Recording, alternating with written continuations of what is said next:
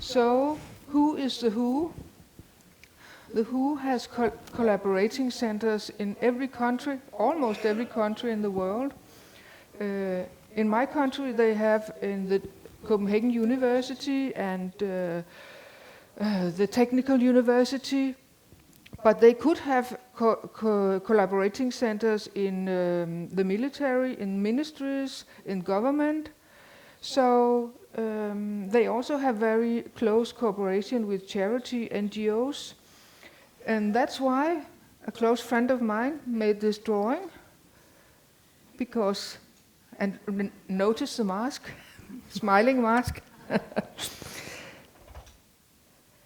So the WHO has exempted itself from liability in these agreements. As I said, the entities collaborating with the WHO are obliged to follow a mandated work plan. That means a top-down decided work plan coming from the WHO. The product, including intellectual property, belongs to the WHO.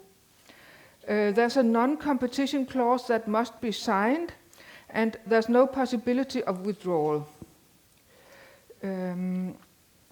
Usually these agreements take around 4 years, but some of them can be decades. All legal responsibility rests with the institution, including any damage to human test subjects.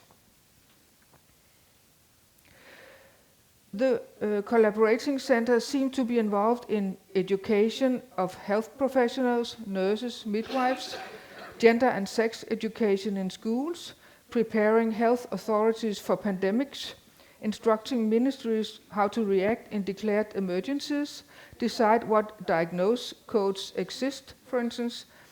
And they use the public universities for marketing research. An example, I looked into one of the Danish collaborating centers, and I noticed they made a survey on pregnant women.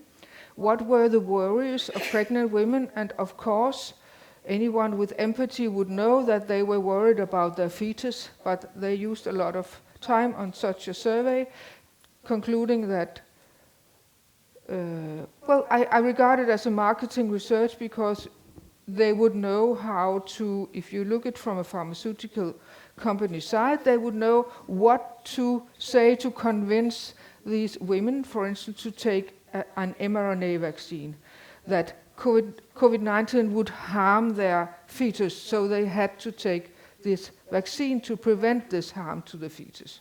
And that's the kind of research they do in these public universities. It could be defining toxic limits for chemical agents, and it looks as though you can take the nice kind mask on and say that, oh, we have to know what limits not to exceed, but actually in the same time you would also know what limits to exceed to do harm. This is just my thoughts when I look at the Danish collaborating centers.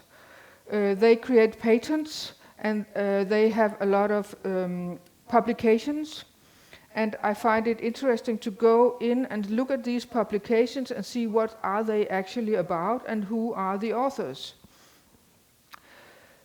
They develop diagnostic tests like PCR tests, and not only PCR tests, also antibody tests. And in one of those systems, they collaborate with something called FIND. They actually design the tests so that they are very sensible for other very common stuff in the blood, like hemoglobin or bilirubin, so that if you look with the devil's eyes, you can see that they are designed to be false positive. And we know they do gain-of-function research in these collaboration centers. And your turn. Okay, thanks, Jean. Yes, so we're here really to have a bit of fun today and a bit of interaction, because we want to know what you think of the collaborating centre set up, and these GORN centres, the Global Outbreak Alert and Response Centres, which are affiliated with the WHO. Altogether, the WHO boasts 800 collaborating centres around the world and 310 GORN centres at the moment. And I just want to give a shout out to Lucinda van Buren from WCH Australia and Nursing, because she is the one who has diligently and meticulously and dedicated over the past few months a huge amount of voluntary time to sift through this network this supra-governmental network that is controlling. Could you repeat everything. her name? Lucinda van Buren, the most amazing, wonderful, dedicated woman, a nurse in Australia, who has put all her time into providing us with this information. We couldn't do it without her. So, and we hope that you will take up the mantle, because there's so much to investigate, and when you get into it, it's in everybody's interest, and we all need to be looking into what's going on in our countries, what's going on in other countries, and how this impacted and informed and directed the last pandemic, and what's happening that we can read between the lines and see what's actually there in terms of predicting what's coming. So without further ado, let's just have a quick run through. You can see the UK has a huge amount for its size, a huge amount of active WHO collaborating centres. They also have a huge number of discontinued WHO collaborating centres, which may have been discontinued post-COVID as well, so that may have contributed then.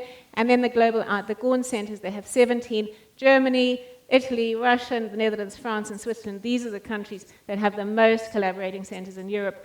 The USA has very many, 72, and Australia is also disproportionately hugely influential in terms of the WHO collaborating centre and GORN centre network.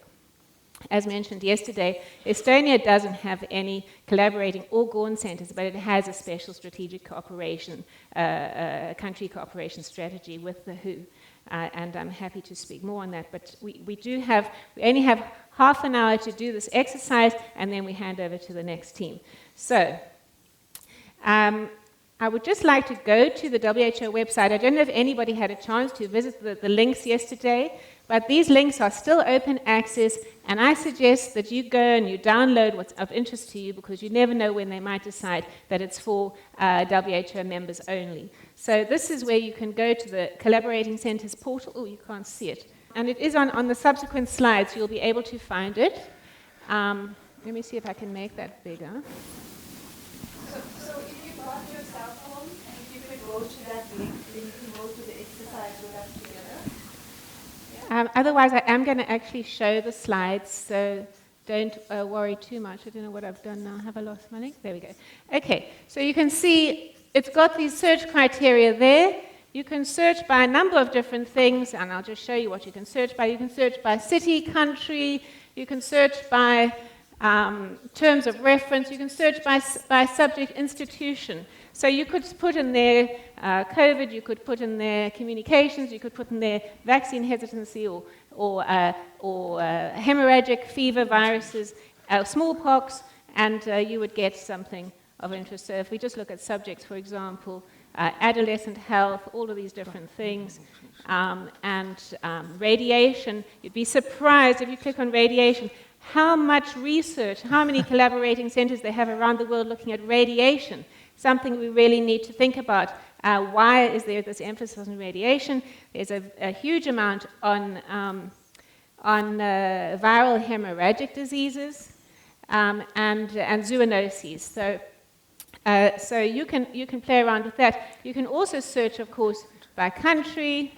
So you can put in, for example, let's try Finland. I haven't looked at Finland yet, and see whether they have any collaborating centres. They have 3. The one is a collaborating centre for nursing, non-communicable diseases, and policies and social determinants of health. So, and those are all active centres. So you can explore those if you're interested, but you can certainly, I encourage you to look at the portal and see what collaborating centres you have in your country. As I say, it's also good to look at the collaborating centres in other countries, especially where there are so many, for example, like the UK. And we're going to look at a couple of those as exercises now. You can also look by the number if you know the number of the reference number, and there is one that I know the number of here. So this is the one I'm going to discuss, and we may as well look at it here. This is one of them. In actual fact, we're going to look at this one first, the Swedish one, because this is one that we're all familiar with. The WHO has a pharmacovigilance center. It's in Uppsala, Sweden, and it has been monitoring the adverse event reports for COVID. Now, in January 2023, we purchased some data from them, and it was all in quite a mess. It was very difficult to analyze. What we were able to analyze from the data at that time, after the vaccines had been rolled out for 3 years, or just over two years, was that there were 23 million adverse event reports in total. 7 million were serious adverse events. 4 million had, so there were 1 million that had at least one serious event reported, and there were 58,000 people who reported to have died from the COVID vaccine during that 26-month period. However, the data were very difficult. So when you look at their data, some of it is sudden death. Some of it will say brain death. Other will say it'll just say death. So there's no sort of logical way, and it was very difficult to analyze with our resources.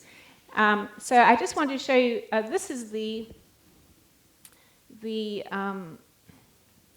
actual agreement with the Uppsala Center. You can see it's been running since 1977, but it was renewed in 2021, and it's just expired. But given that it's been going since 1997, I would think it's probably just going to keep going. But let's look at the terms of reference for the Uppsala Monitoring Center. To support the WHO in the scientific development and in its activities in the WHO program of international drug monitoring relating to the detection, assessment, understanding, and prevention of adverse effects or any other drug-related problem. Under WHO's guidance to provide pharmacovigilance tools and services and deliver efficient access to information in the WHO global database of reported potential side effects of medicinal products. I mean, it's quite remarkable, isn't it? And then assist in capacity building activities relevant to the framework, okay. Support WHO drug risk mitigation strategies. And its main task is subject to pharmaceuticals, activity collection and collation of information. And if you look at the outputs, it's to strengthen country and regional regulatory capacity and supply of quality assured and safe health products. So, and provide authoritative guidance on the standards of quality, safety, and efficacy of health products. Have we heard from them? Did we hear anything from them during COVID? So, what we're going to do now is we want to hear from you. Given that this is what we know about the center, that the center's been there, it's been diligently gathering all this information, it's gathered a huge amount of information, what questions would you like to know if we were to issue a FOIA request? So, well, there's various things we could think about.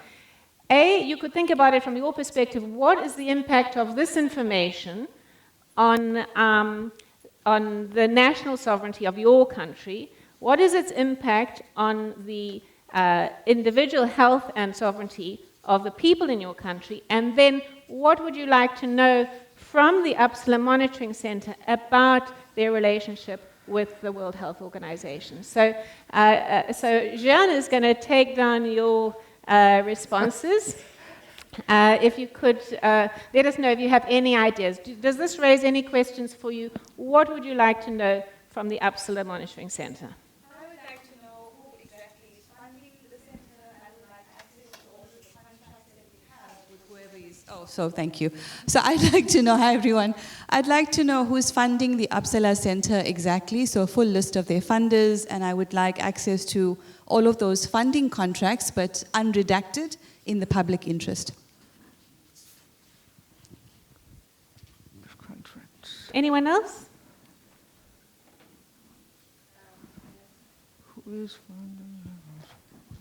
Well, I would like to know the history of those centers, like when were they started, because what I understood from the changes of the international health regulations in 24, they also included these kind of centers, but this has not been approved. Like in the Netherlands, you need to approve a treaty. It needs to be approved by both houses of parliament. So it's not done yet because we still can reject it. So like basically they're doing already something which was not, should not be there yet because it's not. Yeah, I mean, I suppose they could yeah. have, it's just outsourcing a contract to another country to do some work gathering. Would that be not permitted? Do you think that would be a problem if it's just a contract in 19? No. Most of these centers actually work under publicity law. So they are obliged to be transparent. They should answer the questions. But let's see if they do. And also remember, when you are investigating these, on the WHO's website, there is a link to the UPSLA monitoring. So there is a link to the organization that is attached to the terms of reference. Yes, I have a question, and that is the limit. Where's the limit? How many reports of deaths? Where's the limit for a vaccine or any other thing? They must have thought of that.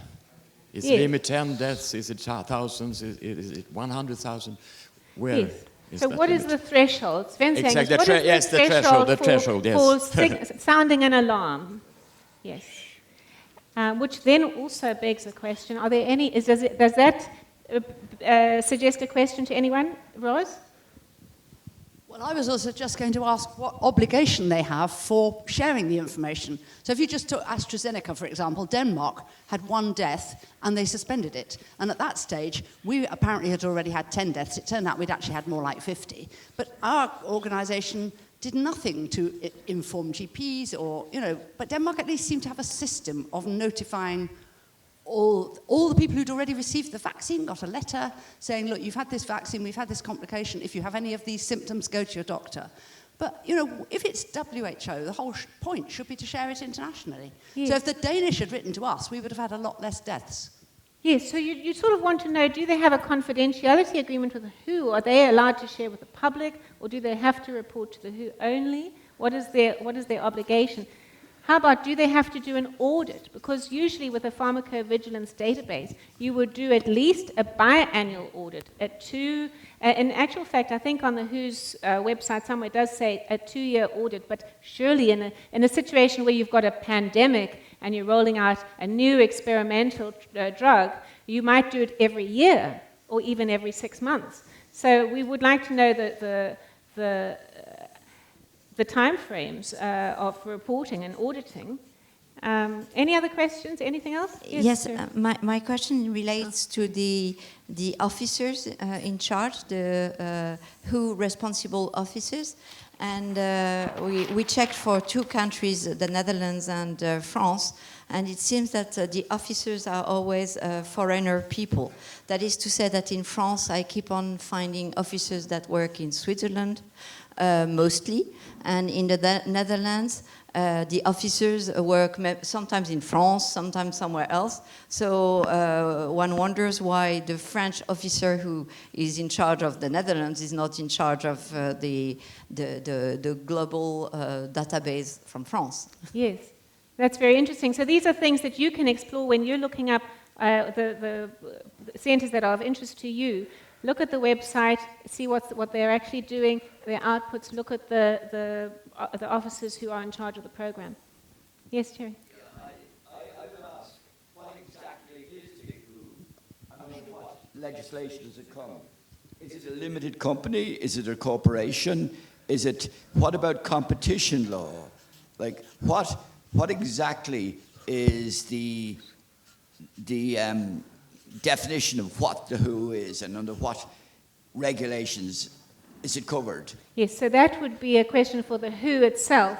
Yes. And so not necessarily for this particular pharmacovigilance center, but something maybe, Mike, I don't know if you have the answer to that, but what international laws govern the WHO's existence, the very existence?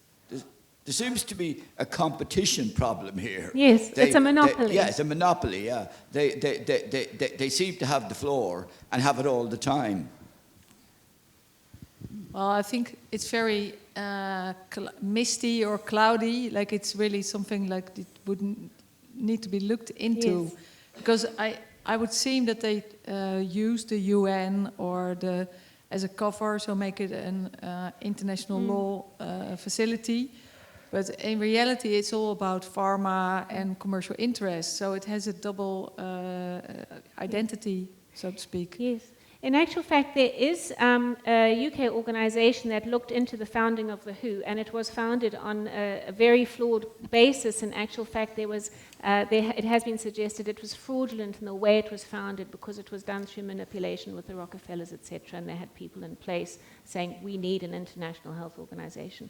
So that is. But we are short. We are pretty on. I've got a few other things to show, so I want to keep it really focused on the topics at hand, just to give people ideas on what they could ask, because Jeanne has experience asking for FOIA requests, and she says the more specific you are with your question, the more likely you get a coherent answer that you can use. Yeah, I sent a mail to one of these researchers in the Copenhagen University who was researching the microbiome and antimicrobial resistance, and I asked him, are you allowed to publish the research you do? And he said, yes, of course, nothing is secret. So I thought maybe these people don't know what they are part of. Yes, so I think this is a very important centre that's absolutely key to what went on during COVID, and I think what would be very interesting personally to find out from them is, was there a pre-COVID agreement that was sort of sent to them to say, because of the extraordinary circumstances, there were certain guidelines to be followed? Because one would think previously they had been doing their audits, but under the circumstances of COVID, was there some special arrangement? It's also important to know if they were hired by the university or by the WHO. Who is paying their salary? Yes, and that's what Shabnam raised as well. So these are these questions. Feel free to send a FOIA request from your country, your organization. Sorry. I have a really similar question. I'm from Latvia, and what is the influence of representatives on legal regulation at the national level? Is it only advisory, or it is taken into account as an expert opinion? Very interesting. And I think if I was Swedish in particular, I'd want to know whether my government had been informed by these data, or whether the government has no knowledge of it at all, and the data all goes to this international body. I mean, if you were the Swedish government and you were hearing, and you didn't have access to the data of your Swedish university, I think that would be a bit of a worry. Okay, so there's lots of questions, and I'm sure we could talk about this one subject for 1 or 2 hours, especially since we did do further analysis of the data or that we had access to. But we will continue with another one. So this is it's not showing. Let me see if I can. I think I'll have to minimize this.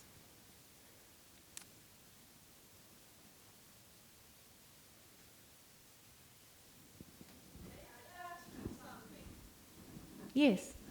I'm trying to get on the website on my cell phone, and at the moment it is asking. Sorry. My question is that I'm trying to get on this particular website, and my cell phone is asking a password. I should be. I think you might have the wrong link. The link is it's apps.who.cc.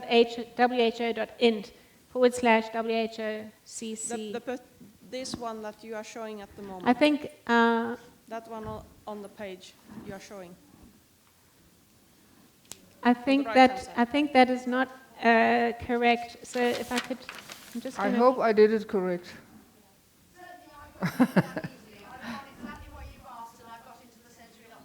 Right, thank you.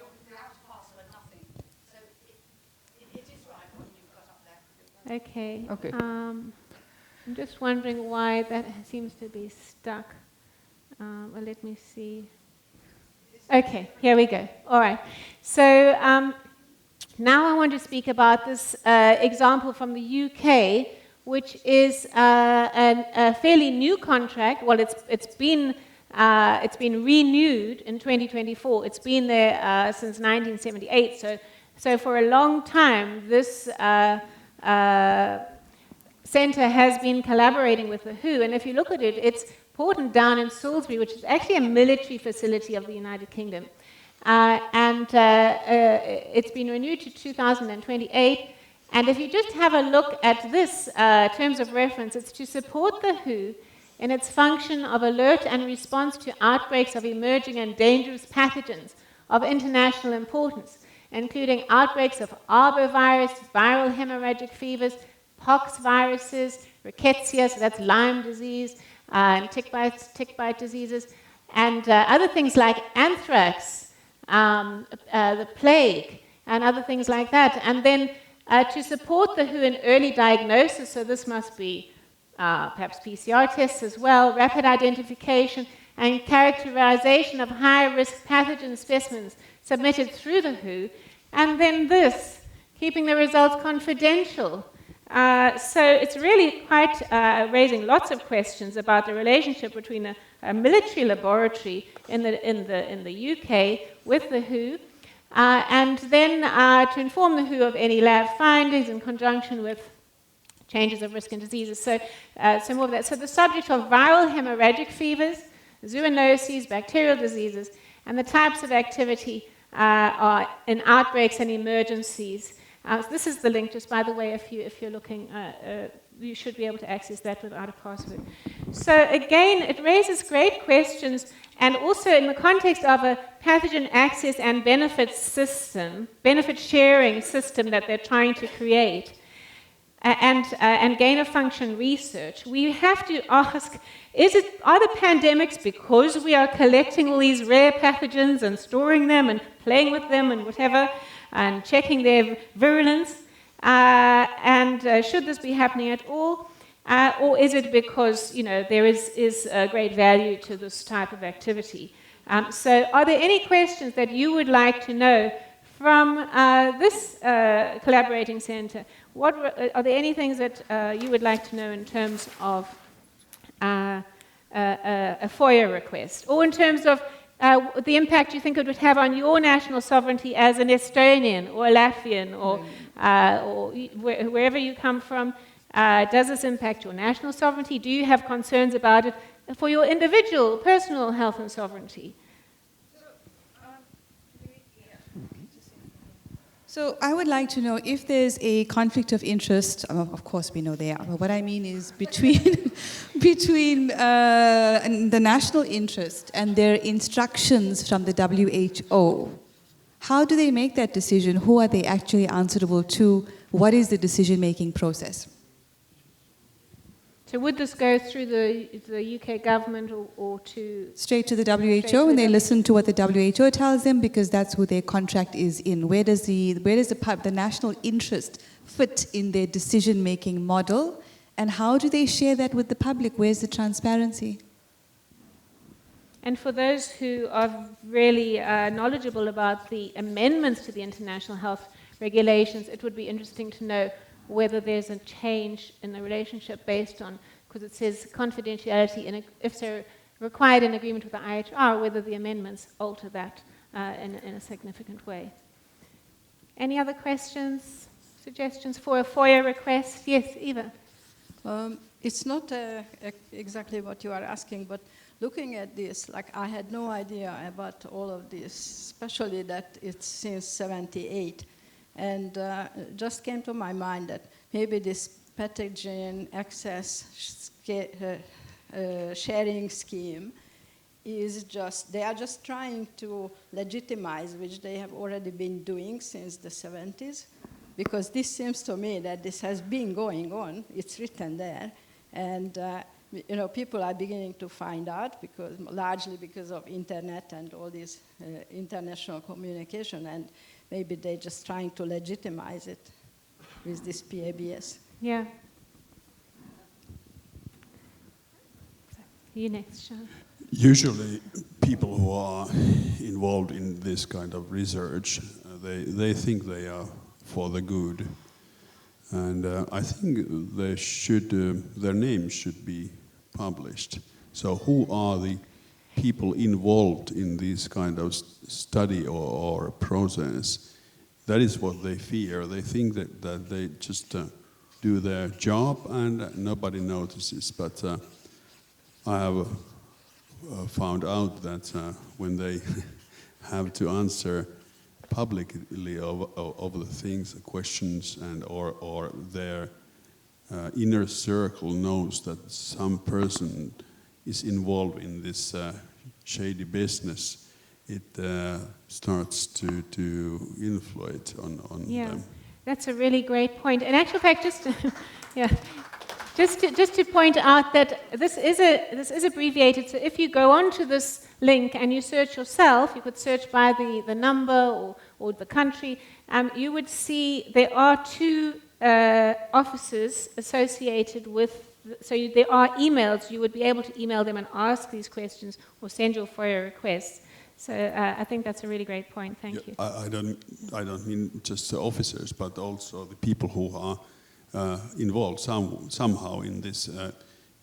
Usually, for example, Finland's second biggest city, Tampere, they have a virus laboratory there, and you have to publicly question about their motives, etc., and mention their names. Then they start to think. Yes. Very interesting. Charlotte? Yes.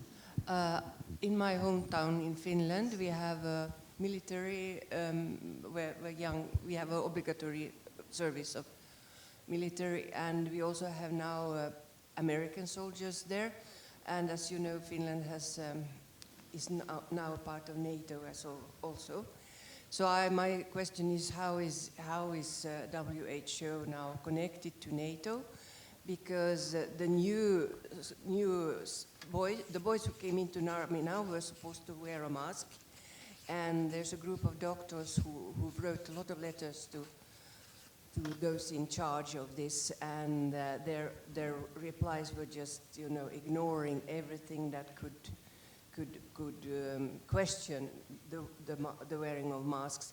And also now we have a hospital next to this military base, where they have kindergartens and so on, and they are now emptying those spaces because they say they need it. They need the space, this old hospital, and they also have trainings in our town nowadays. All these military things, and it's a little bit alarming, I find. So the whole question with NATO and health and when I look at this military thing, because I'm engaged in this NATO question. You can see how health has become the way that they are dominating the world, and calling it health security marries that hospital and military thing, doesn't it? The pharmaco-military or military-industrial complex. Okay, we've got time for more, so I want to just keep going. I just want to speak about the USA now. The USA has got 72 active WHO collaborating centers and hundreds of discontinued ones, 34 global outbreak alert response networks that are just focused on pandemics. So let's have a look at this one, and I've got 2 examples. This one here is an FDA Center for Biologics Standardization, designated from 1998. It's just been renewed, and it provides technical expertise for WHO considerations in establishing standards for biologics, which include vaccines, blood products, in vitro diagnostic tech, cellular and gene therapy products. So they've had this since 1998, and support for the WHO providing input and technical expertise, strengthening regulatory systems. So I just want you to go down here and look now at the outputs: provision of authoritative guidance and standards on quality, safety, and efficacy of health products, including pre-qualification services, essential medicines, and diagnostic lists. So, and again, it's about the supply of quality assured and safe health products. So is there anything that springs to mind about what we'd like to know about this facility?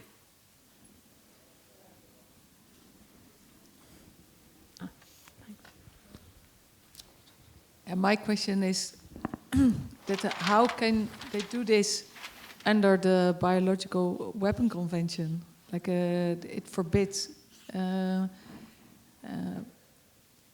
like for vaccines they try to go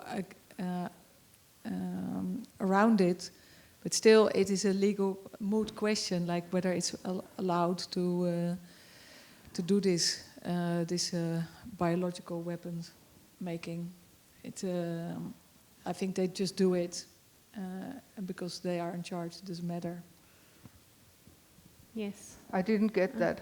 What do you want me to write? Well, it's like whether it's legally possible to do this under the Biological Weapon Convention of 1972.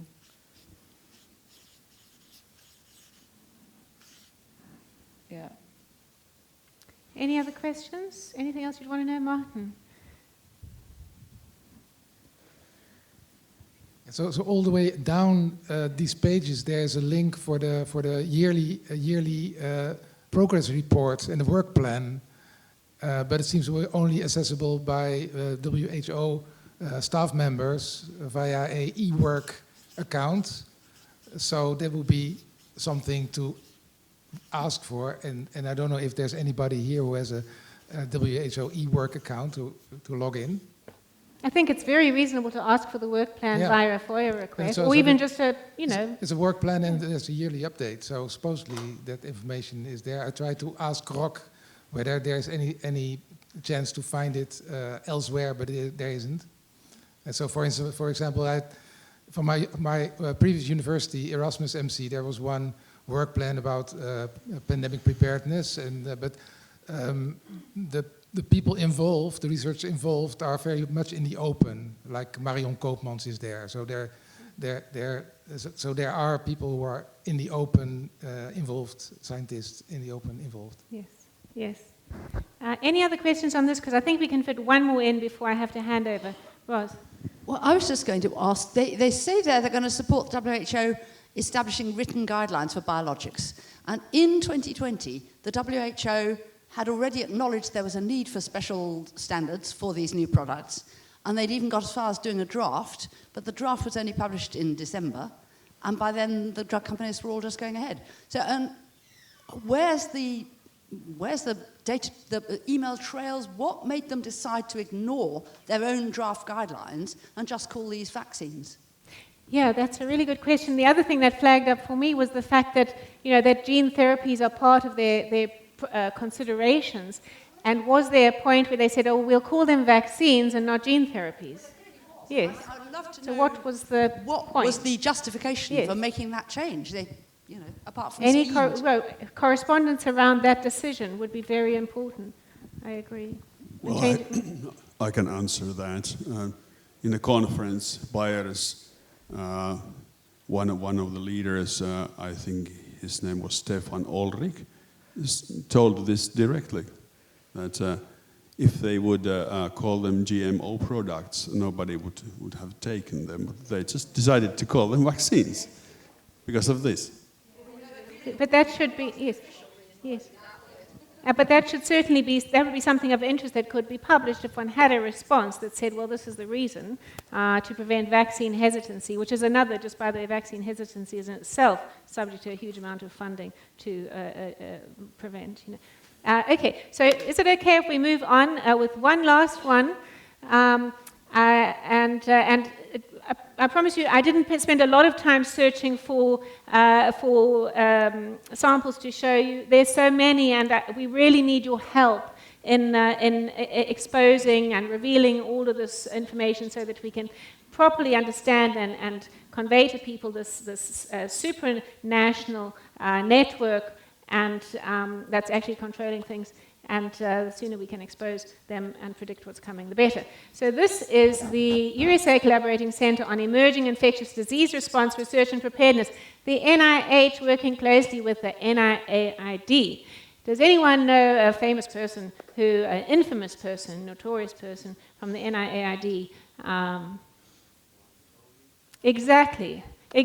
So this is Tony Fauci's facility, okay, and he's had his contract renewed. If you look at it, they've had it renewed. It's a brand new contract from January 2025 and expires in 2029. So this requires some very close scrutiny, I would say. Let's find out what they're doing at this facility, because we already know that its head has been declared a criminal by the Secretary of Health in America. So there's some very weird disconnect here. So at the request of the WHO to provide remote and on-site technical support and expertise to the WHO and member states during initial disease outbreak assessments. So it sounds like this might inform a declaration of a pandemic or something. Collaboratively develop and, when appropriate, assist in the implementation of an outbreak response research agenda. Okay, and collaborate with WHO's R&D blueprint. Provide ongoing expertise, guidance, and training to help develop response research preparedness tools, such as clinical research protocols, case reports, operation manuals. Could this be PCR tests at thresholds of 45 and above or something? Standard operating procedures to facilitate rigorous assessment of countermeasures, including diagnostics, vaccines, therapeutics, to address emerging infectious diseases. So this is one that needs great scrutiny, and we'd appreciate your help with it. Under WHO's coordination at the request of the WHO, by using the expertise, resources, and capabilities from the NIAID and NIAID laboratories. So this is the NIAID laboratories have a long history with HIV and AIDS and all of that has been revealed as being very unsavory. So let's just have a look. The outputs are research agendas, predictive models. We know how great those predictive models were for COVID, and innovative tools, products, and interventions available for high-threat health hazards. So one can only wonder what these innovative tools might be, and provide prevention strategies for priority pandemic, epidemic-prone diseases. I mean, do you remember a world where there were no pandemics? Suddenly it's like, oh, pandemics, willy-nilly. But, and a huge amount of resources being dedicated to this particular, I would say, a military strategy to control us all. So any questions on this? Or shall I just leave it there and everyone can just have a think? Yes. Does the WHO gives money to NIAID or vice versa? Very interesting question. And maybe they volunteer their services. We definitely want to know who is funding who. Any other questions? I certainly think funding is very important, and obviously these work plans and really drilling down on what they're actually doing, and what these tools are, and what their power is. Yeah. So I'm going to just move on and just say, please explore these links. It's actually very, very interesting and empowering when you see the range of topics the WHO is involved with in your country, in other countries, and it gives you that big picture about what's really going on. And if you remember that slide we showed yesterday, where the governments are just the enforcers of the policies that are coming down from above, we really need to start recognizing where these policies are coming from, that they are not beneficent policies, that they are serving some other purpose and some other master.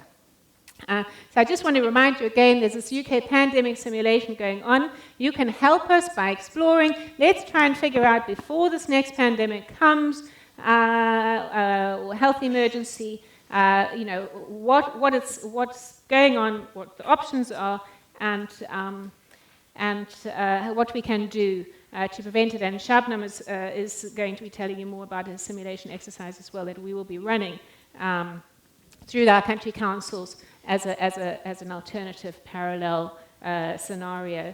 I just wanted to go back here quickly and say, please also note there is a link here to the Estonian country cooperation strategy. The UK Vaccine Network, this is a fascinating web page because it shows you they're looking at crimocongenial fever, they're funding Lassa fever, Rift Nile Valley, all sorts of very Marburg, Ebola, all sorts of very rare pathogens. They've already got vaccines they're trialing. There's huge funding going into this UK system of vaccine development for these rare pathogens. And you have to ask why, when there are so many other better ways that money could be spent. So I just want to show you what has appeared recently in the news. Well, a year ago, we were told that scientists were launching human tests on the Marburg virus vaccine. So these trials are already pretty far ahead. In 2021, we heard from Tedros about Marburg virus, and Gavi, also the Vaccine Alliance, which has all sorts, it's got lots of these. If you go onto the Gavi website, you'll see the next pandemic, they look at about 10 different potential viral pandemics to come, rubbing their hands with glee about the vaccines that they could be sharing. But Marburg was one considered in 2021. So, they throw these things at us, but the best thing we can do really is to not be afraid. The information is really empowering, and we need to decide, okay, what are we going to do with this information, and expose them, and make sure that we stop them in their tracks.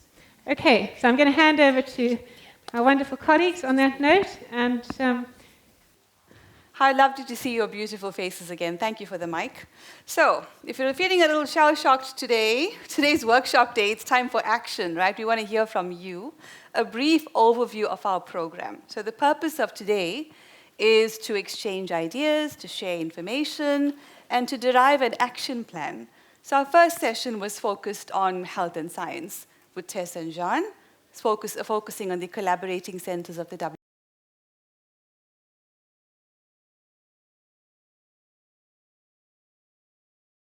In the health and freedom space. And third will be Reggie and Sebastian, focusing on aspects related to socioeconomics, such as CBDC, digital passports, 15-minute cities, and again, we're looking for ideas that we can turn into action. I do want to ask if anyone is uncomfortable with any photos or videos, if you could raise your hand, we would perfectly understand. Please just let us know. And thirdly, to say that before lunch, there's going to be a bit of a challenge for you. And so you might have noticed a piece of paper on your seats. So we look forward to that very much. And then after lunch, we're going to be drafting and sharing the Tallinn Declaration coming out of this conference. Isn't that exciting? Don't you think? The only declaration I could find, because I looked, for Tallinn Declaration was 2017. And it was a declaration on e-government, digital government, essentially, in 2017. So we are going to do a new Tallinn Declaration coming out of this Health and Human Rights Conference, very exciting. And so Micah and I are going to launch our part of today's contribution with a video starring chickens. So let's take a look.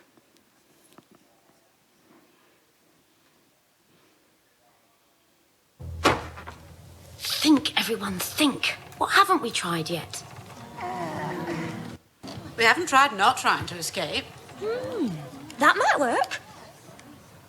What about Edwina? How many more empty nests will it take?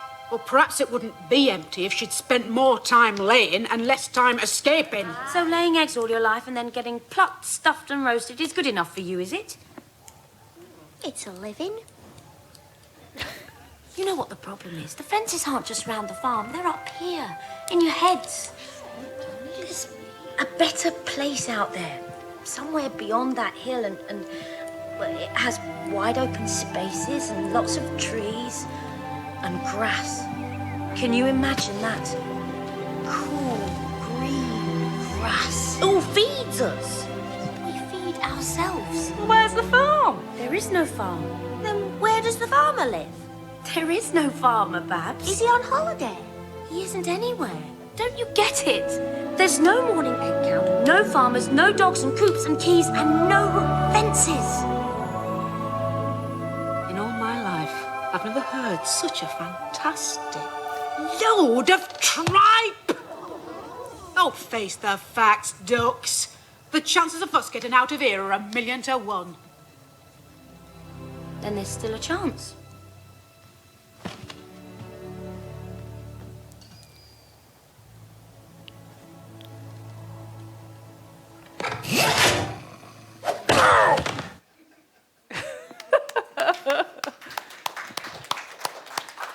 such a good message. There's a chance of at least 1,000,000 to 1, right? And the message behind this video is one of empowerment, Micah.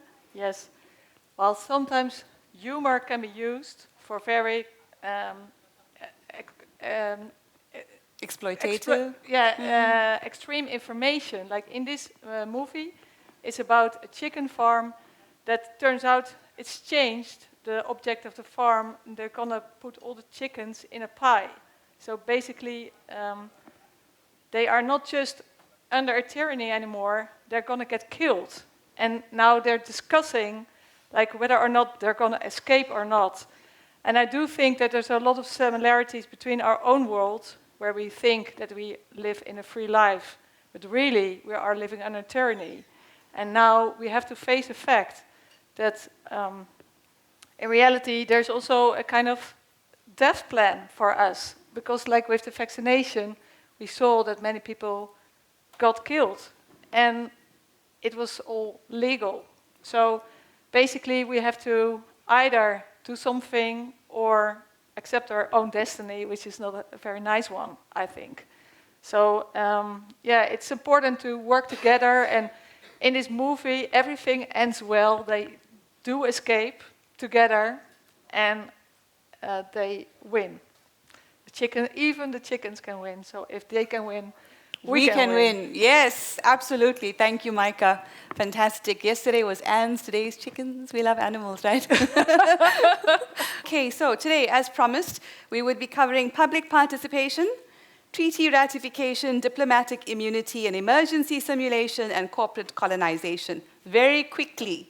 If, however, you would like the extended presentation, we'll be able to offer it to you through World Council for Health Core. So if you want to share your contact details with us, Tess, maybe you can circulate a notepad, and we can invite you to online workshops in collaboration, of course, with WCH Estonia. So moving on swiftly. Oh, that slide is very important. Activism is my rent for living on the planet. Right? So what does activism mean? You feel passionately about something, a cause, and you do something about it. That's all it means. So number one, public participation. You would have heard me mention yesterday a philosophy in Africa, nothing for us without us. Is it easy? No. Do we always win? No. But we can win when we work together and we demand public participation. Your governments are not entitled to make decisions without your consent. Do you agree? Raise your hand. Yes, confidently, very good. So, how many decisions that affect your health, your sovereignty, and your freedom and your future are being made in rooms you don't have a key to? And more importantly, who has that key? How did they get that key, and how do we take that key back? We know that power is shifted from national democracies to unelected global bodies and corporate entities.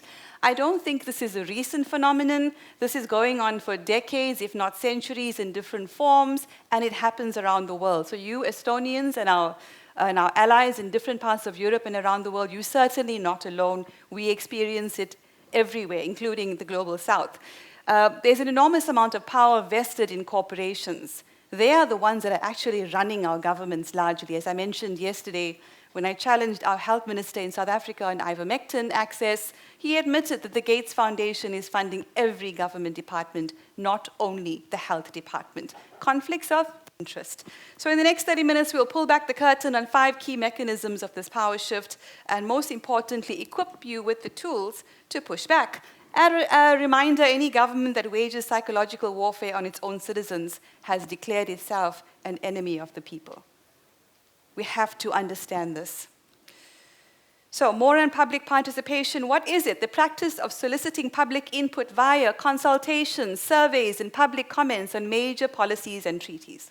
I would say every policy and treaty. I think that's the kind of approach that we need. The problem is public participation is often a checkbox exercise.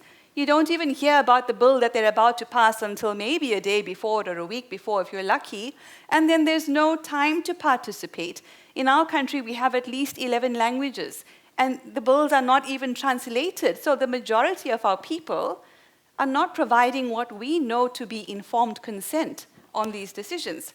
So public feedback is ignored when it contradicts predetermined outcomes. Decisions are technically inclusive but effectively predetermined. In our notice to the UN, which I shared yesterday, a large part of that document was around quoting them back to themselves on public participation. Quick poll, how many of you have ever submitted a comment to a government consultation? Excellent. And did you feel heard? Do you feel like it made a difference? Was your comment included in the outcome?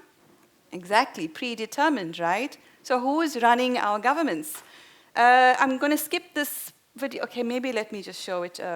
So why we must challenge power. This is that interaction with the government minister. Do we have? There we go. My name is Shabna Kalesa Mohammed, representing civil society advocacy group Sahari. South Africa has a right to ivermectin. Over 45,000 members, over 41,000 signatures supporting urgent access and rollout. I'm going to limit my question to just one. Dr. Andrew Hill of the World Health Organization last night in a public webinar said, if you roll out ivermectin too late, you could be a monster. Deny 4 to 6 weeks gives a window of opportunity to make a decision and order the drug or supplies will run out. Quoted again in Financial Times, the purpose of his report is to forewarn people this is coming. Get prepared, get supplies, get ready to approve it. So my question is this. Of course, you also said that demanding new clinical trials raises all sorts of questions about ethics and agenda. My question is this. Is ivermectin being blocked because A, funding conflict of interest, etc., B, we don't have the money because of corruption, or C, because ivermectin manufacturing and distribution tenders are being fought over? Thank you. Then there's an issue around the ivermectin. But I don't think we need to abuse SAPRA and start accusing SAPRA of having received monies and therefore they are working for foreign agents of some sort. The donations are received and they are actually used in different parts of government.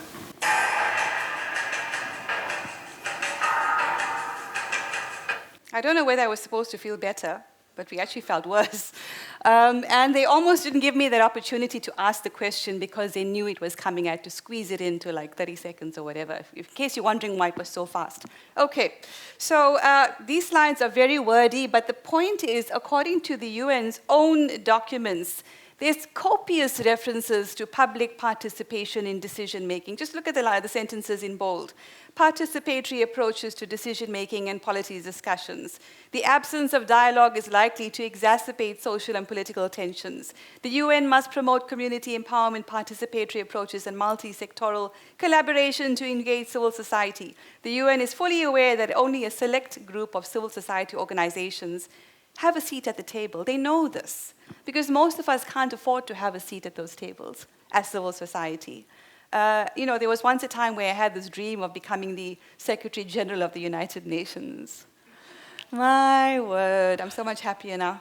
Okay, this is another slide. Again, their own policy documents about procedures and practices in respect of civil society engagement. I'm happy to share the slides through WCH Estonia, so you can read this in detail and quote it back to them and to your governments whenever you need to.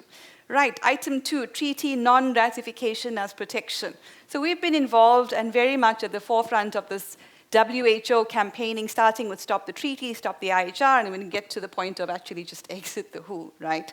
And so we also get very panicky and scared when they don't listen, despite our best efforts, but they do know we exist because they reference us in their press briefings.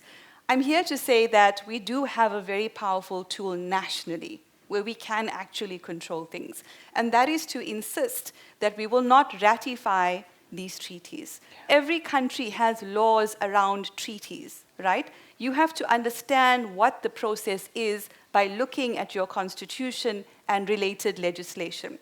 So treaty, for example, is the pandemic treaty. We are arguing it's not binding on a country until the country's sovereign body, example, Parliament or Senate, actually ratifies it.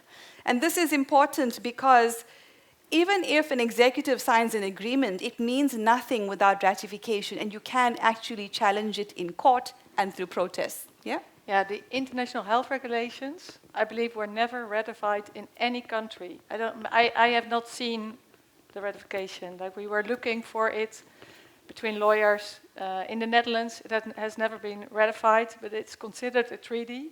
This was confirmed in Parliament with the 22 amendments. So basically they know that there's a problem here. Yep, absolutely. So in South Africa, they say if the amendments are of a technical or administrative nature, then they don't need to go through the process. But when you look at the changes that are being made through the new amendments, they're not merely technical or administrative. They're major. So we have to actually demand public participation and your parliamentary or Senate process, without which we recognize or don't recognize the treaty as being valid. This is a powerful legal tool. So us as citizens must pressurize representatives to reject ratification of agreements that threaten or cede sovereignty. I came across this lovely post on X last night. EU at the UN, our Team Europe health experts in Geneva in full swing to prepare for a busy WHO session. Together we tackle global health challenges and strengthen multilateral cooperation. Sounds lovely. I thought the timing was very interesting given that our conference is on. But yeah, they're busy as well, so we shall continue, we shall overcome. Number 3, diplomatic immunity of WHO, UN, big pharma corporations, etc. So entities like the WHO and the UN, they argue that they operate under legal immunity. In other words, they cannot be sued for damages or even held criminally liable in national courts. It's outrageous. I mean, whoever came up with that who voted on that to say we actually, on what basis? On what basis? The problem is it creates a dangerous lack of accountability. If, for example, a mandated injection causes harm or a pandemic policy destroys an economy, where is the legal recourse against these organizations and people who advocated for it? So it's like giving a driver's license that can never be suspended no matter how many accidents they cause. It's terrible, it's very disempowering. But we do have a way to pierce diplomatic immunity. I thought this was a very interesting meme as well on the subject of immunity and indemnity and whatever. They've got us fighting a culture war to stop us from fighting a class war. This guy, this class, the oligarchy, watches us fighting each other and they laugh all the way to the banks that they own. So we have to be very careful about left versus right. We have to help people understand it's the 1 against the 99. You want to say something? Yes. I think that even Gavin has got the immunity, and that's even more interesting. Very dangerous. So you said that there's a way to challenge diplomatic immunity. Are you planning to go into that? That's the next slide. All right. Yes, absolutely. So there are 2 court cases, at least 2, that are of a particular reference on the subject of piercing that diplomatic immunity veil. 2019, Pan American Health Organization, an international body that promotes health initiatives in the Americas, faced a lawsuit by Cuban doctors accusing it of helping to arrange a program where they were compelled to work in Brazil against their will, which violates human trafficking laws. They were also getting paid, right? So they were getting paid, but part of the money was going to PAHO and part of the money was going to the Cuban government. And so they argued that this means that there is actually commercial activity. That is the crux of the argument. A unanimous 3-judge panel of the US Circuit Court of Appeals for DC ruled that PAHO's status as an international organization did not make it immune from the lawsuit because the doctors had accused it of financial misconduct. That is the key, financial misconduct. And we know that the WHO is engaged in financial misconduct through not only conflicts of interest, but also corruption. Go and have a look at their audits. A couple of years ago, India raised irregularities in their audit, and they just carry on business as usual unless we drag them to court. I must tell you that this case was actually overturned on appeal, right? But it does give us a window of opportunity to learn and to strengthen the argument against anyone who claims immunity. Second case, also 2019. In this case, basically the International Finance Corporation had given funding to a corporation that ended up damaging the environment. So the people living in that space then decided that they want to challenge the International Finance Corporation that it actually has or enjoys immunity. So the US Supreme Court decided 7-1 to overturn the IFC's claim to absolute immunity from law. So that's a good sign. And meaning that international organizations like the IFC and the World Bank can now be sued, including in relation to their commercial activities. All you have to prove is commercial activities, and we can take them on. Again, we'll make these slides available so you can have a look at these links. 4, and remember there's just one more, which is 5, corporate colonization. Yeah, this is a subject Micah and I are very passionate about because we are colonized by corporations, and we have to understand that. Here's one example, Pfizer contracts, living the adage of profit over people. So the use of powerful contracts between governments and corporations to secure profits and indemnify the corporation from risk. This is what we're talking about. You might remember the Pfizer contracts leaked. I interviewed the whistleblower maybe in 2022. And what did it show? Indemnification for governments. So governments, meaning us, not Pfizer, assume liability for any vaccine injection injuries. Is that fair? Did we consent that if any one of us is harmed, we, the people, must actually cover the cost? Did we give government permission to sign those contracts? Absolutely not. No transparency, no public participation. So this is actually a very, let me use the word concerning for now. Yes, go ahead. Yeah, well, you can also ask yourself, is it legally valid? Because like when we look at the injections, that they have caused so many deaths, and it looks like it's very deliberate because they try to hide everything. Like a contract to kill is always invalid. So all these contracts are null and void, in my opinion. Very good. Void ab initio. Yeah? Very good. And of course, fraud. Fraud vitiates contracts as well. And there's so many claims that they made, it's going to stop infection, it's going to stop transmission, yet they knew that's fraud, it's misrepresentation. So sovereign assets as collateral, I mentioned this briefly, I think at our dinner the other night. Pfizer tried to sign contracts with countries including South Africa and Argentina, in which they wanted as collateral and security for their unnecessary, ineffective, dangerous, and exorbitant products, the country's sovereign assets as collateral, specifically military bases, embassies, and reserve banks. Why? If your country, for some inexplicable reason, maybe it's economically sabotaged, is unable to pay for those products, they can then claim your military, reserve bank, and embassies. What is that called? It's a 4-letter word. And it's not polite. It's called a coup. It's a corporate coup. Now, our government maintains that they didn't sign up to those clauses, but who knows? You know, we don't actually. Many of those contracts are actually still redacted. There was a case that went to court in South Africa to elicit these contracts, and apparently that's all of them. I don't know. I feel we need to investigate further and also use it as a political tool. Any politician that agreed to this and endorsed it should be voted out of power. Secrecy clauses, governments were forced to keep contract terms confidential. Again, a violation of our fundamental rights to information. And it matters. So this is the truth of the public-private partnerships. Remember that diagram we showed with all of the layers of the public-private partnership. Corporate profit is protected, public risk is maximized. And of course, we must reject this. Yeah, so this is essentially a visual just showing you what they wanted. Very short video. There's a longer version that will be in this slide presentation that you can watch. The contracts, COVID-19 contracts that have been exposed to us in August last year, I don't believe are the entire contracts. And I'll tell you why.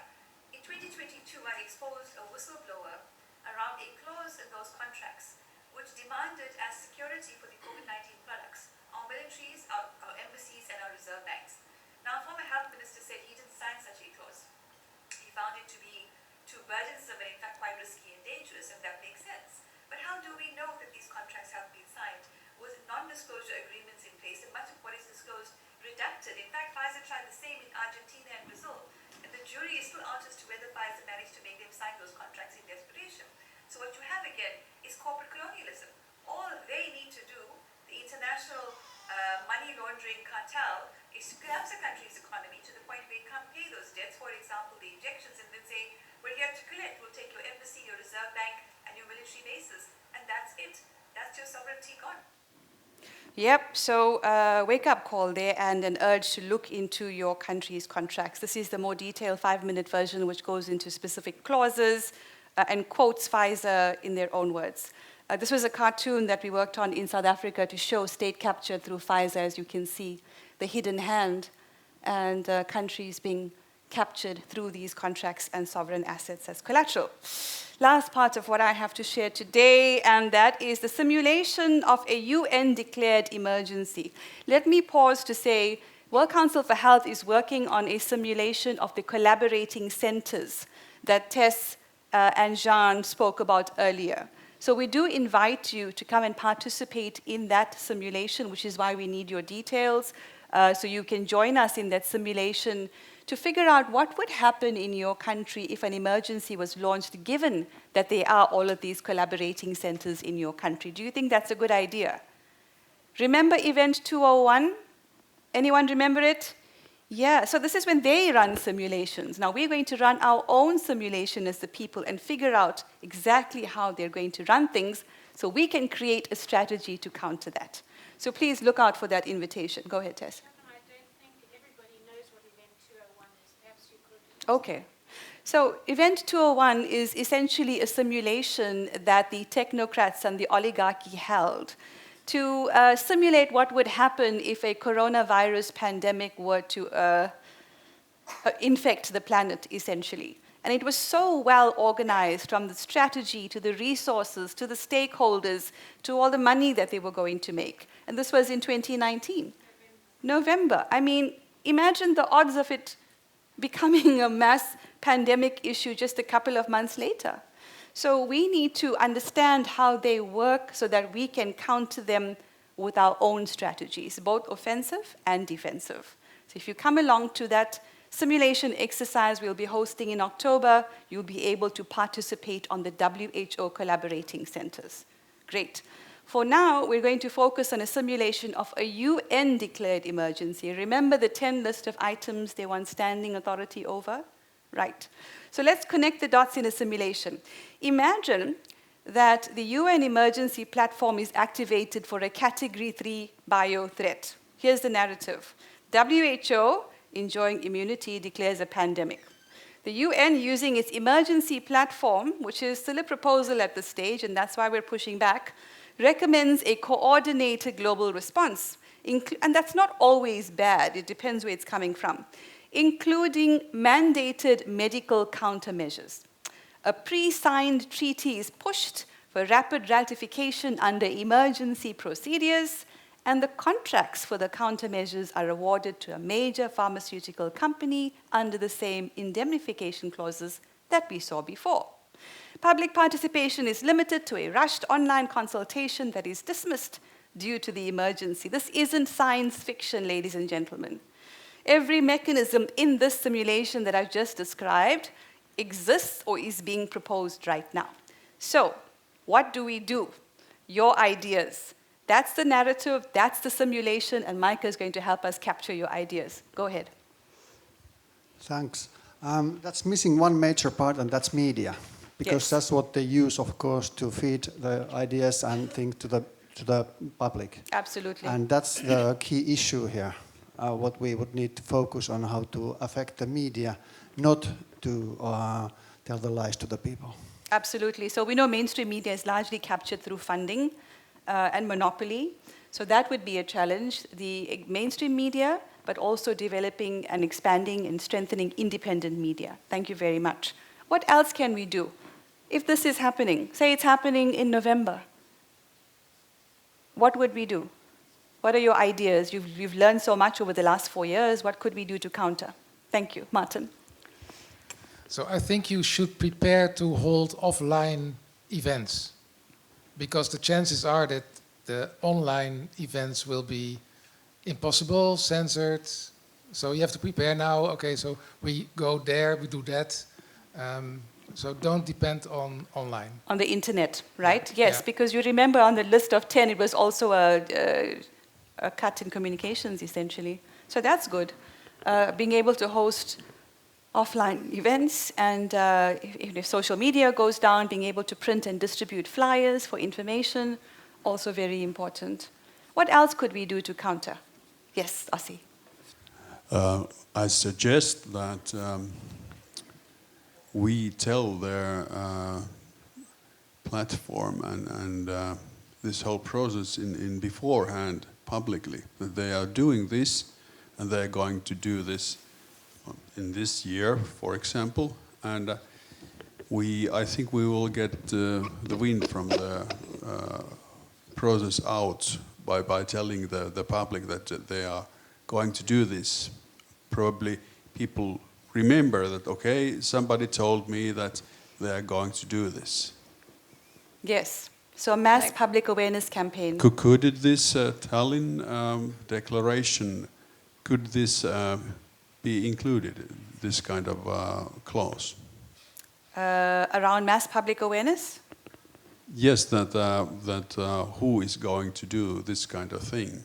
Yes. So we will warn beforehand the public that they are going to do this. Yes, absolutely. We'll make note of that for the Tallinn Declaration. Thank you, Ossi. Tess. And then Reggie. And then, I don't know your name yet. We'll come back to you. Thank you so much. Yeah, thanks. The thing that strikes me looking at the pandemic simulation in the UK and how one of the key aims is to look at how to address the challenges of misinformation and disinformation, that censorship is being ramped up. And I can just, I know I empathize completely with Dr. Alexandra Andre and Claude because she's so sensitive, and me too. I mean, yesterday there should be millions of followers, but on Twitter, for example, but they keep getting trimmed. So I'm on 98,000. It goes up a little, then it keeps coming down. And I shared a clip from yesterday. It got 100 views or something. So it's so shadow banned. We don't get out. So waiting until there is a pandemic, I think, is too late. We need to start now setting up those alternative infrastructures, and it is leafleting in community events and that sort of thing. We have to start preparing before, as they are preparing, and not wait until they declare something, because by then the channels are cut. There might even be digital IDs, etc., restricting movement and so on. So, thanks. I would add something which I'm very sensitive to. Is I have two children living in Spain, and they got this electricity down, and I believe that next time we have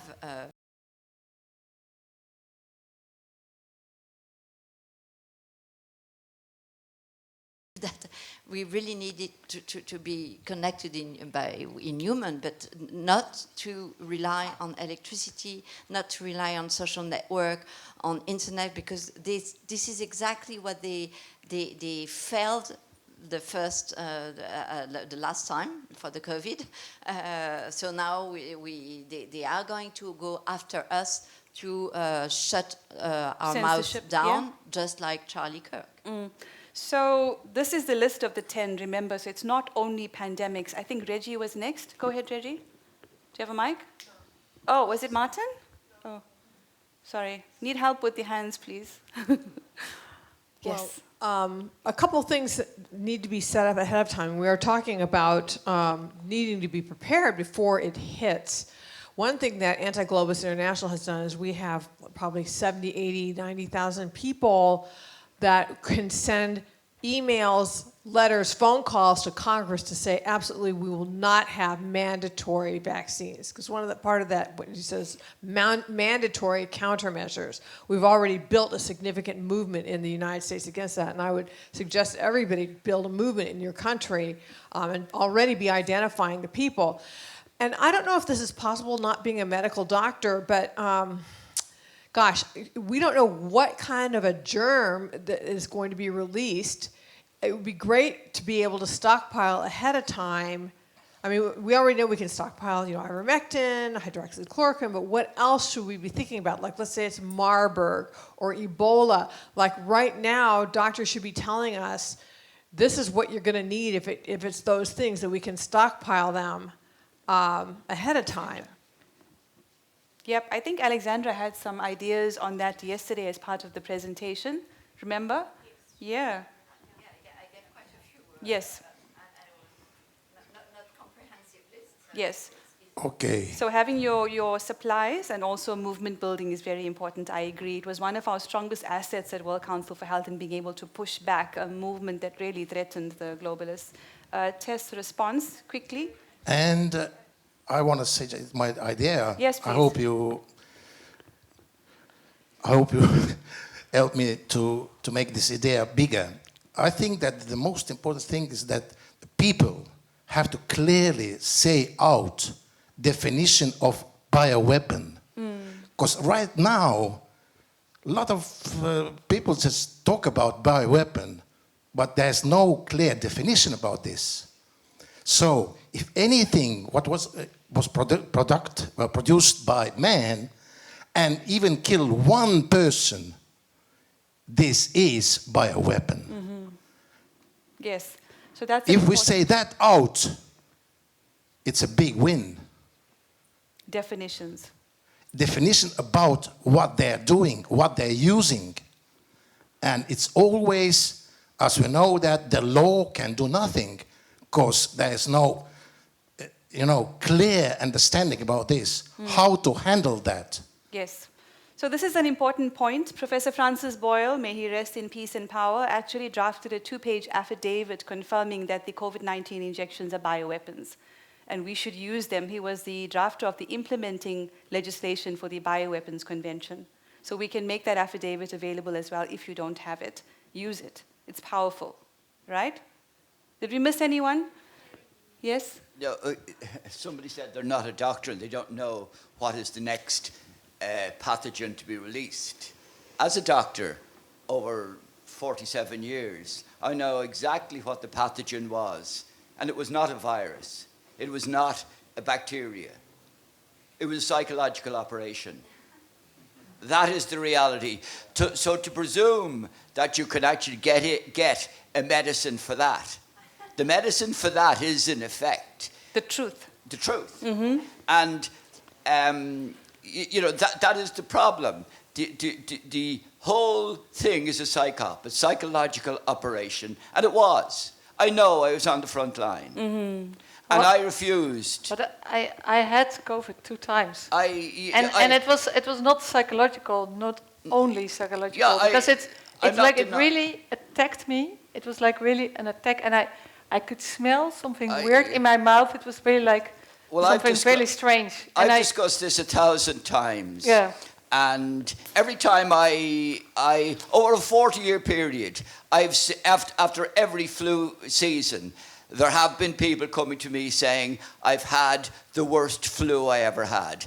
And as it happens, I was very fortunate in 1971 or 72 to have a professor of anatomy who, while doing the cranial nerves, explained to us that any and every upper respiratory tract infection will cause you to lose the sense of taste and smell. They're interrelated. And he also told us that it's the only sense that you can lose without being aware of. And you only become aware of it when you are told that to watch out for your sense of smell. And for 40 years I've asked people, after respiratory tract infections, did you lose your sense of smell or your sense of taste? They are interrelated. So what I would say to you, it was a very, very clever ploy to actually link in people's minds the idea that the sense of smell and the sense of taste were related to COVID. I know with absolute certainty that COVID was a psychological operation, and I got 100% success rate with my patients. Now, I never diagnosed. I refused to do the PCR test. I refused to send anybody for a PCR test, but lots of other doctors in the area sent my patients, and I got 100% success rate with COVID patients without doing anything other than what I had done for the previous 40 years. God bless the Irish. Thank you so much. Tess, go ahead. Thanks very much, Dr. Adams. I want to agree with Dr. Adams, but what I want to say is we're in a unique situation now because billions of people have received injections, pharmaceutical injections, which certainly...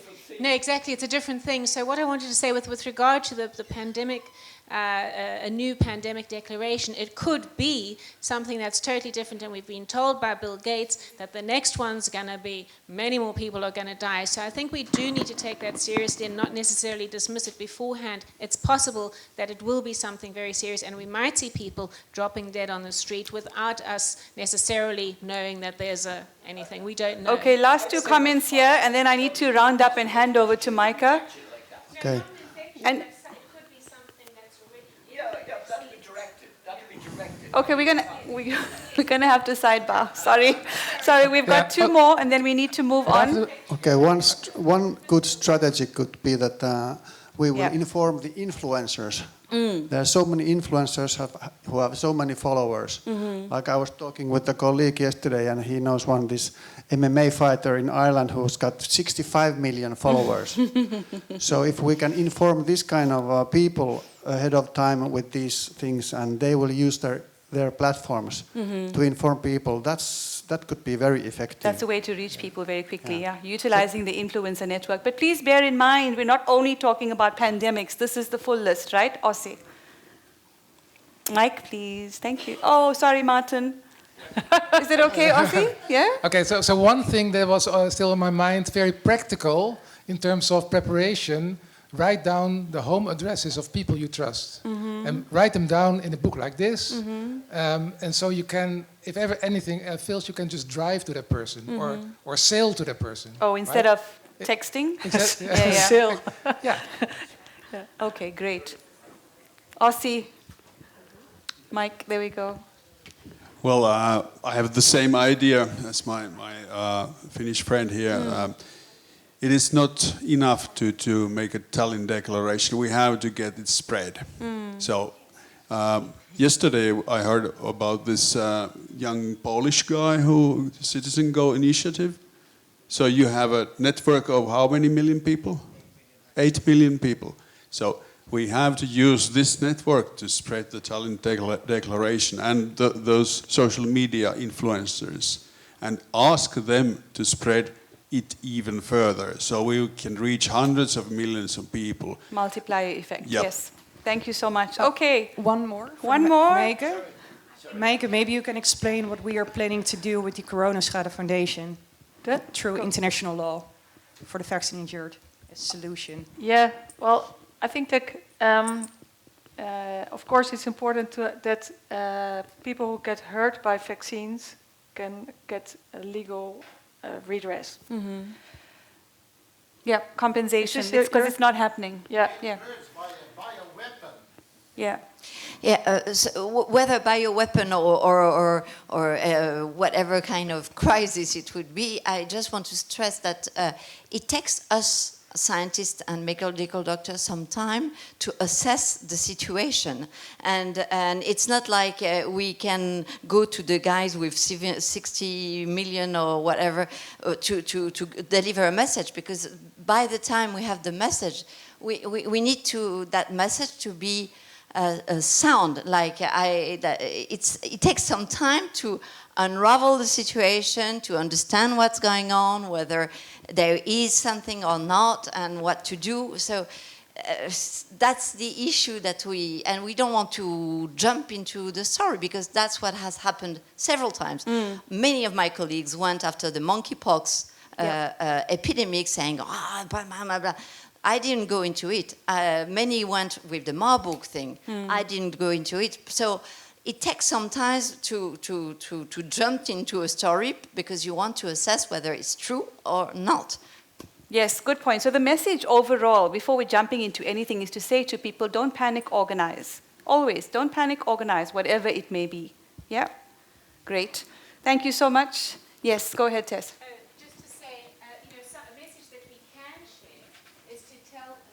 A message that we can share now is to let people know that they should optimize their health and and detox. So get really healthy, keep your immune system boosted. Really take responsibility for your health. And as soon as you do that, you're empowered to face whatever is coming.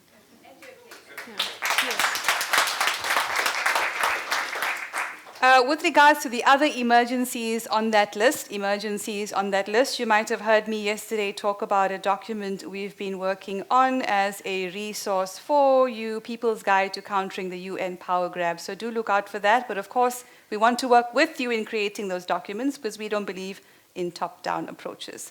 Last couple of slides, we were here at the simulation, and we've got quite a number of actions, which is great. We will type those up and share it through WCH Estonia. So thank you for participating, but keep thinking about the fact that it may not only be a pandemic, it could be another type of emergency. So we apply the same philosophy.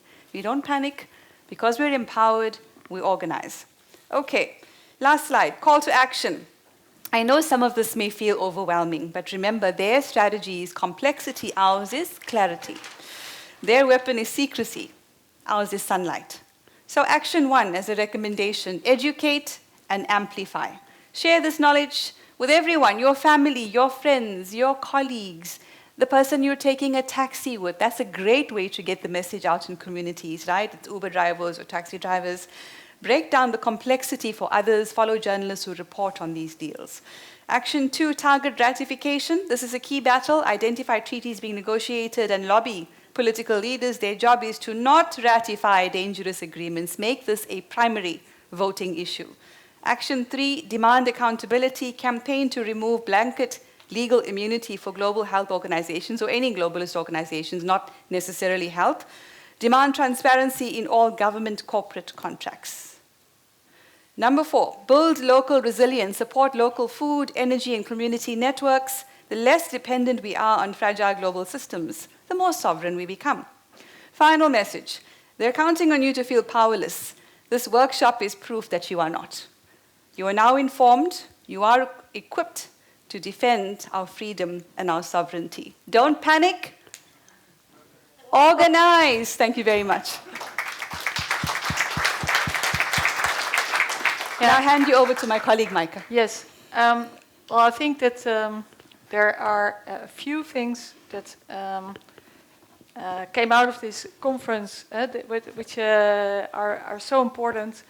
And that is like, if we want to know the future, we have to look at the history. And so I think it's important, like we don't have the time to really go into the COVID-19 pandemic and who caused it and what was happening.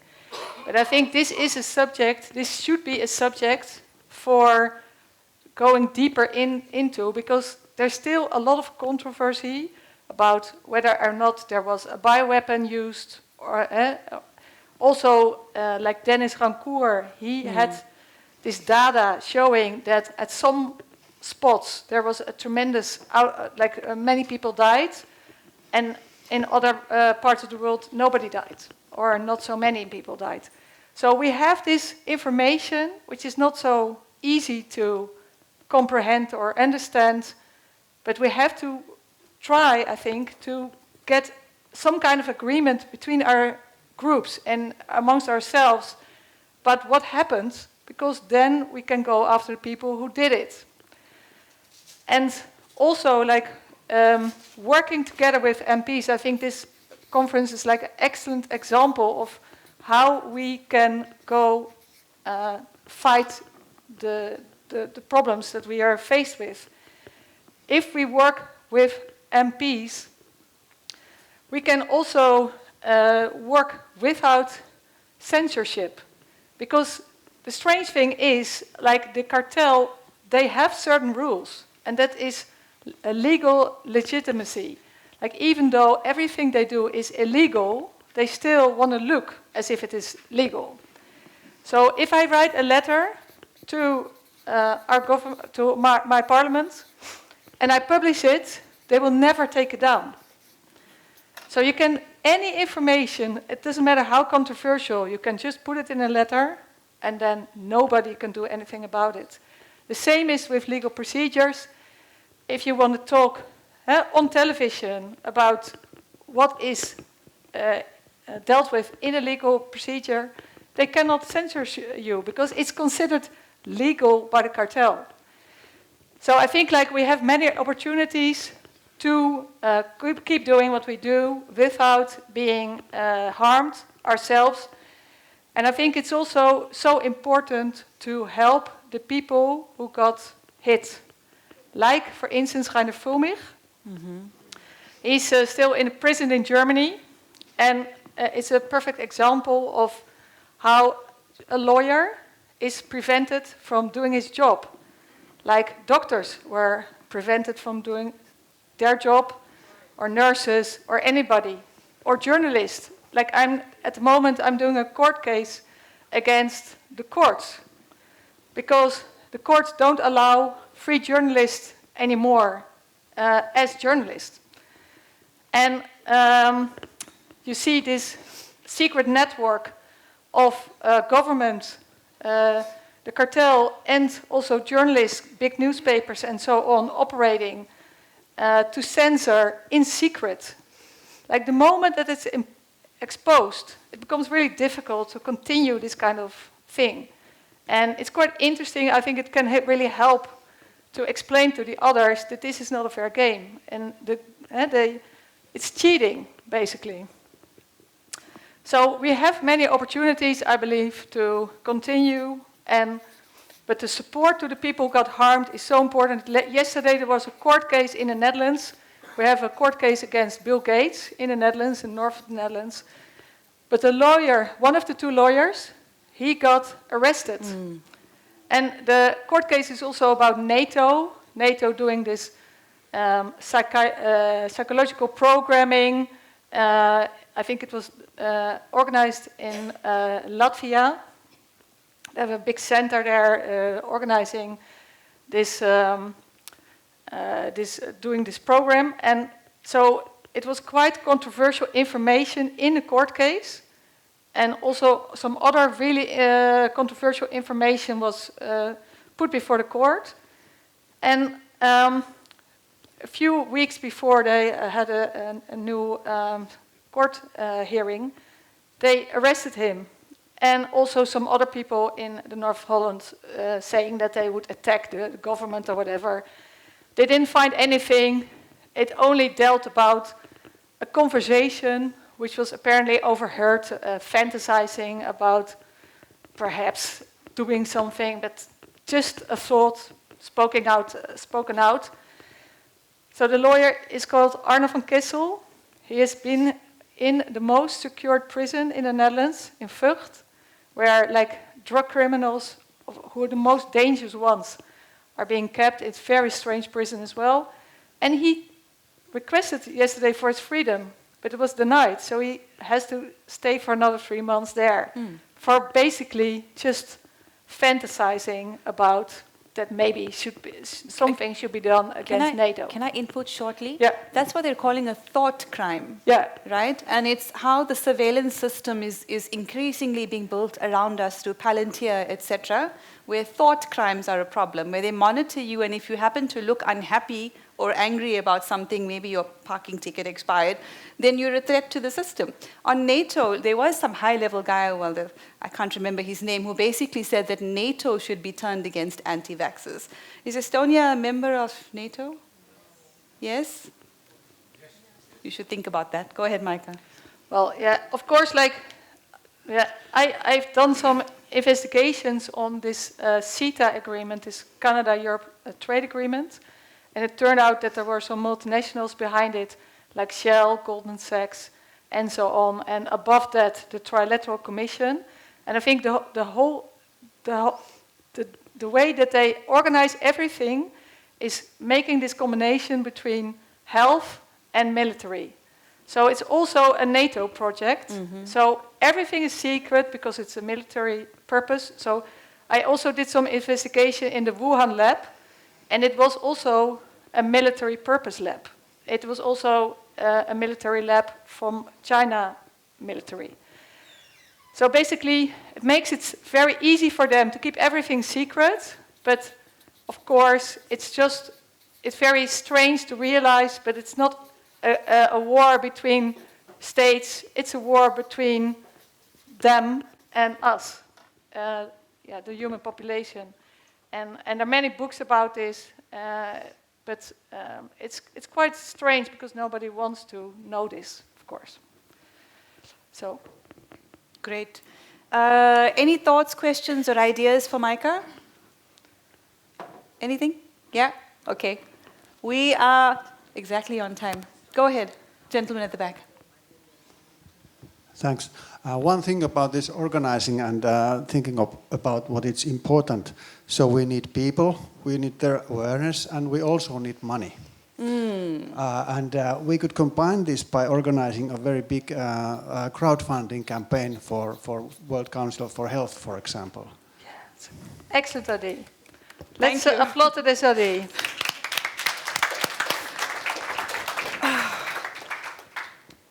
That comes as a huge relief to hear, because after Micah's session, I think, and after Reggie and Sebastian, Tess is going to do some of the highlights about our work at World Council for Health, and the challenge we have for you with those papers, pieces of paper on your seats, is to ask you to think of an idea to help us sustain the organization to continue doing the work we do.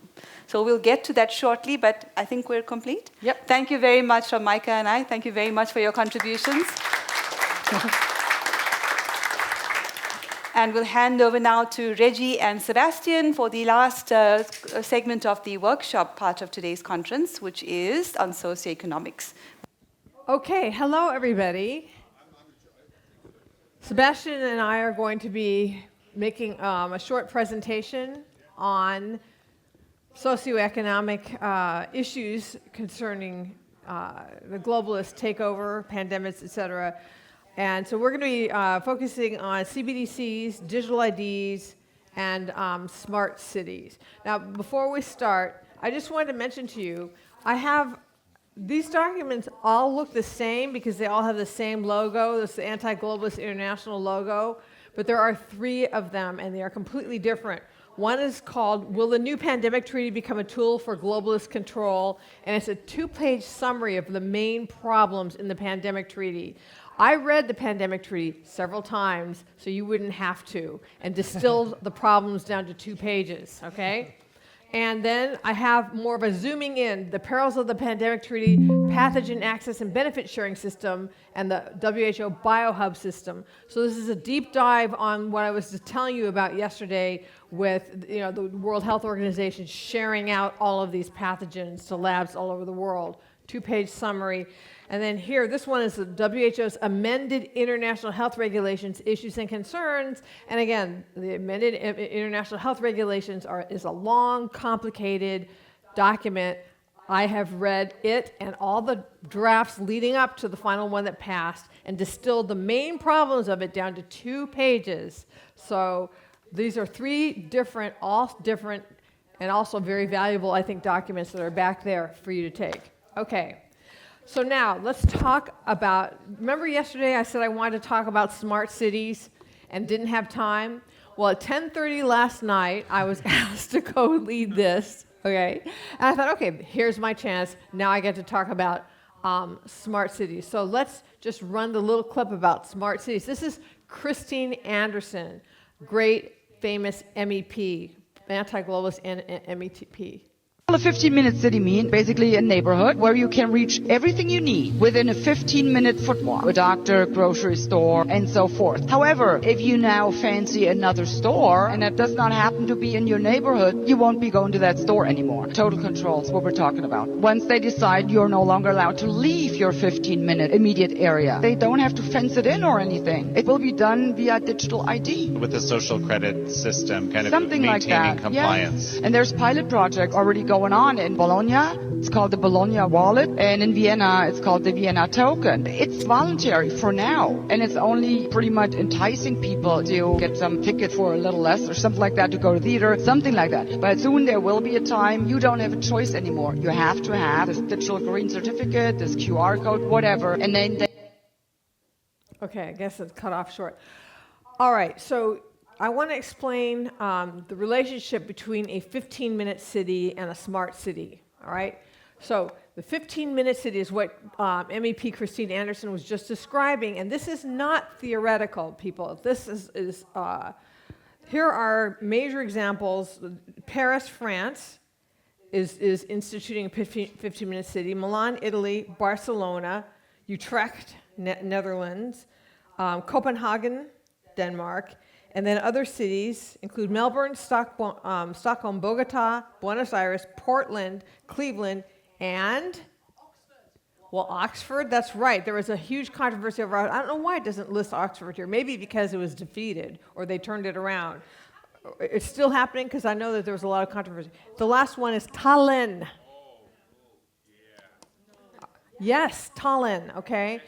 All right. So there is, there's an organization of mayors. It's called the C4 Cities Climate Leadership Group, with a global network of nearly 100 city mayors promoting climate action by 15-minute city. So the idea of a 15-minute city is that you will be able to walk or bike within 15 minutes of your home, and that everything you need will be within 15 minutes. So your doctor, your dentist, your grocery shopping, your school, your work, your everything is going to be within 15 minutes. So what's the point of that? Oh, it's to reduce climate change. What's the result of it? You won't need a car. So what does it mean if nobody has cars?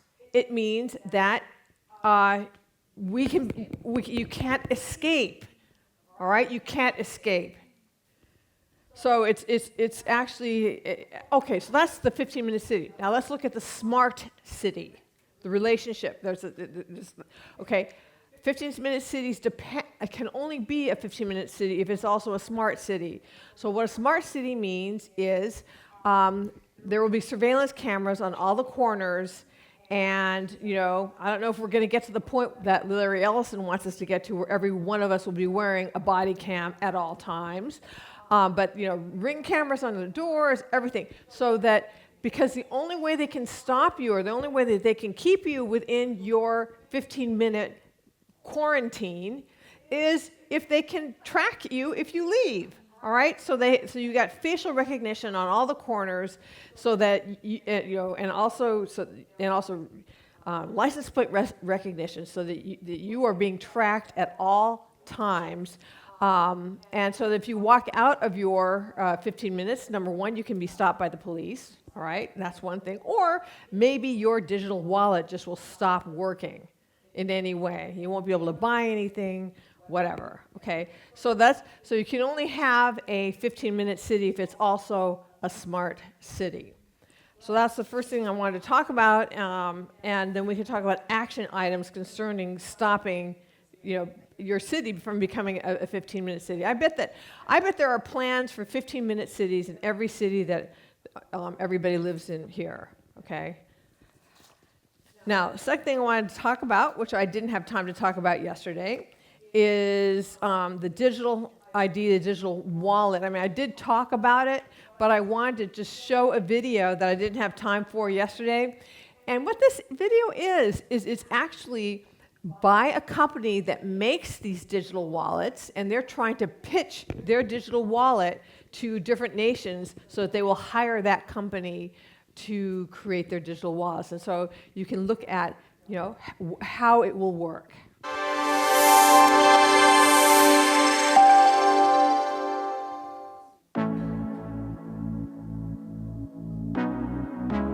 Hello everyone, meet Lucy, student in psychology, and me, her digital ID wallet issued by the government to offer a wide range of identity services. In fact, I'm a handy way of proving and protecting her identity both online and face-to-face. Let's have a closer look at what I can do. I can help governments to better communicate with citizens. Right now, I'm reminding Lucy of the appointment she needs to schedule for her mandatory vaccination. Time to go to her exam. Lucy is a bit stressed out. I'm here to make it easy for her to prove she is the right candidate, with a quick and secure connection between her phone and the examiner's.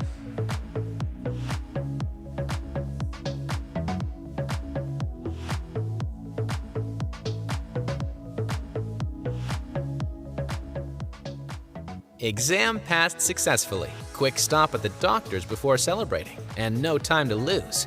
On the way, Lucy uses me to declare her passport lost.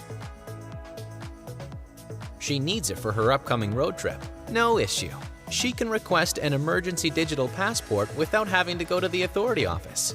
I make official admin a lot smoother. And that's not all. I can also help Lucy request a birth certificate, pay her taxes, or prove who she is when onboarding to new services, such as opening a bank account. I allow Lucy to certify her healthcare coverage entitlement. She's able to decide whether to authorize the doctor to access her medical records or not, ensuring her control over her personal data. Lucy needs one more thing before being all set for her trip to Australia: renting a car. I help her share her driver's license credentials online so that she doesn't have to wait hours in a queue to collect the car when she gets to Brisbane. The rental company benefits from secure and accurate information, and Lucy from a smooth experience. Lucy's friends are waiting for her inside the bar. To allow her to get in, I simply generate a QR code that proves Lucy is old enough, so she doesn't have to share all her ID details with the bar staff. So yes, I'm Lucy's best companion. I protect her identity and official credentials wherever she goes. I provide secured access to public and private services and allow her to have full control over her data privacy. In other words, I give the right access to the right data to the right person. I am also trusted by governments to best support countries' digital transformation, fight against ID fraud, and deliver smooth public services. I am the Thales Digital ID Wallet.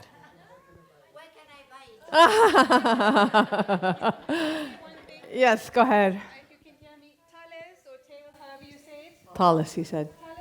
It's a weapons manufacturing company.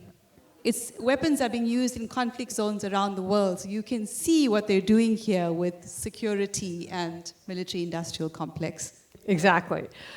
So this is what they have planned for us, and these plans are actually quite well down the road. I mean, it's not like the technology for this exists, and right now, I told you yesterday that on June 5th, 2023, Tedros Ghebreyesus, the Director General of the World Health Organization, launched the Global Health Certification Network, which is just like this. But then there's the EU Digital Identity Wallet, which is scheduled for a wide rollout in 2026. China has launched its national online identity authentication system. And in the United States, we have a push for mobile driver's license and real IDs. So this system is coming right down, and he says, oh, the Thales digital wallet, it would be Lucy's best companion. Well, let's say she had decided not to take her mandatory vaccine. Do you think she would have been allowed to take her test? I mean, do you think she would have been allowed to get into the bar?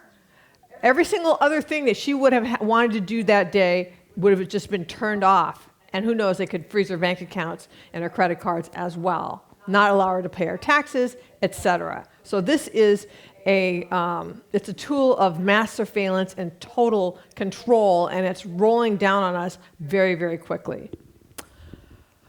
All right, did you want to take it from here? Yep, sure. I'm still mind blown by that video, actually. I know, isn't that an amazing video?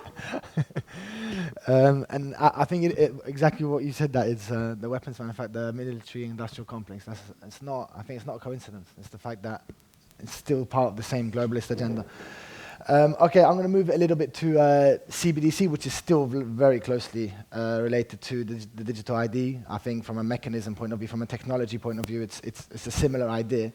But I just want to start with cash. Like, what exactly is cash? Why is the elimination of cash such a big deal?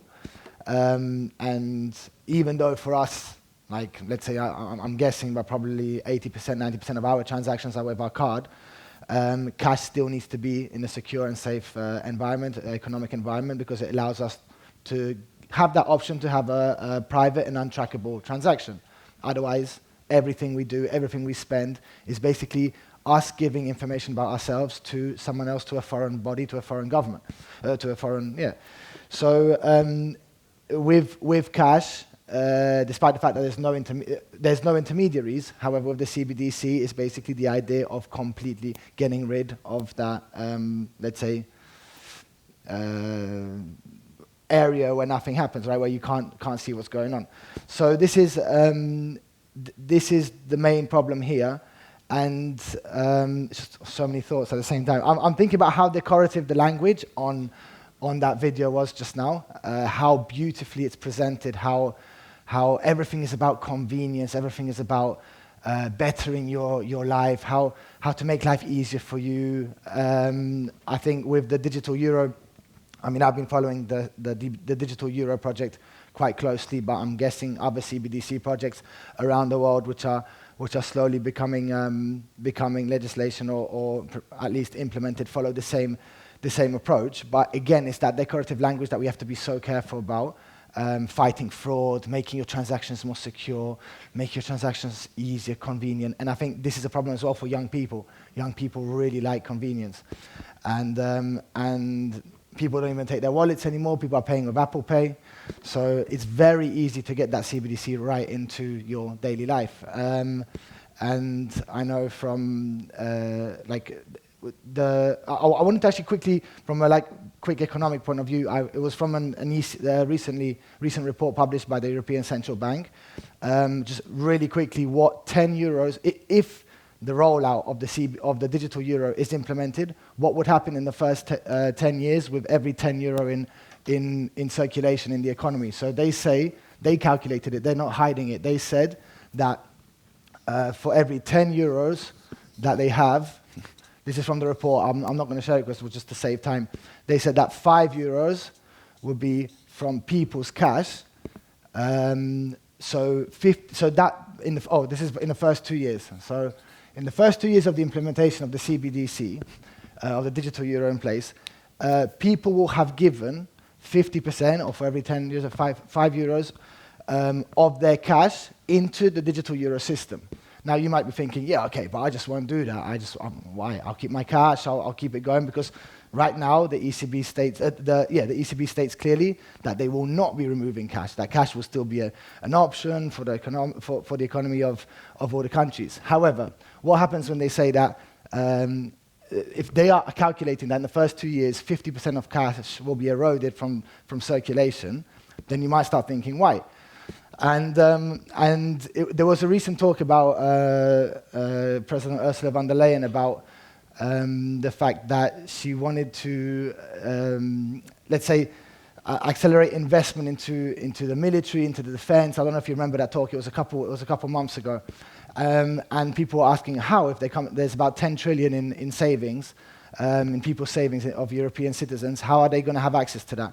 And you might be thinking, okay, yeah, she's not going to take my money, but it's through incentives. So they're going to say, all right, give us your cash, convert it into digital currency, and we'll give you an incentive. So let's say the banks give you some miserable interest rate, so they'll give you, 6% interest rate, or they'll give you incentives for your daily life, or they'll give you discount vouchers, or they'll give you something that let's say, entices you to give that cash away.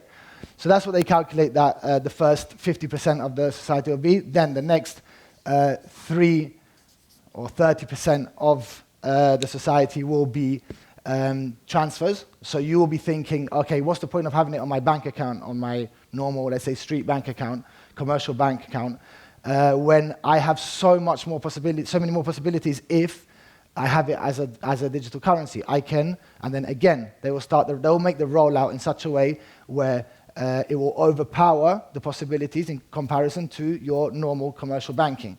So, for example, they'll say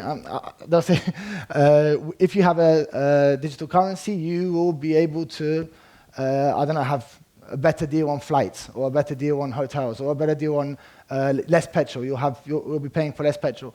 So people will start transferring their money from commercial banks, again, to the digital wallet. And sorry, that was the 3, my bad. And the last 2 is savings and investments. So whatever people have on Bitcoin, or whatever people have on other assets, again, completely enticed by incentives, economic incentives. And I think this was really hidden in one of the ECB reports we were analyzing with one of the financial teams that we work with. And it really gave the idea that it's just outright lies, because they're saying the erosion of cash, we're not fighting cash, but really if in the first 2 years you're getting rid of 50% of the cash in the circulation, it's pretty scary. So that's the first thing. Now, yeah, we all, I think, appreciate and understand the importance of cash in our societies because it's freedom. But what can the CBDC do further? Like, what are the threats to us? And I think, again, we all kind of put the ideas together. We've spoken about these ideas yesterday and today, and it's basically coercion. First, it's the classic path of globalist policies. First, it's incentive, decorative language, good things are happening, it's all good for your convenience, and then when you don't obey or when you don't comply, it's coercion. So 3 quick examples of when bank accounts were closed. Nigel Farage in the UK had his bank account closed and blocked shortly after Brexit, but also due to some immigration issues and things he was saying. Enoch Burke might not be as well known. He's an Irish activist, and he's a teacher, and he's been arrested for saying that men can't be women, women can't be men. And he's had his bank account blocked completely now from the he can't use his own money. He's using his family's money.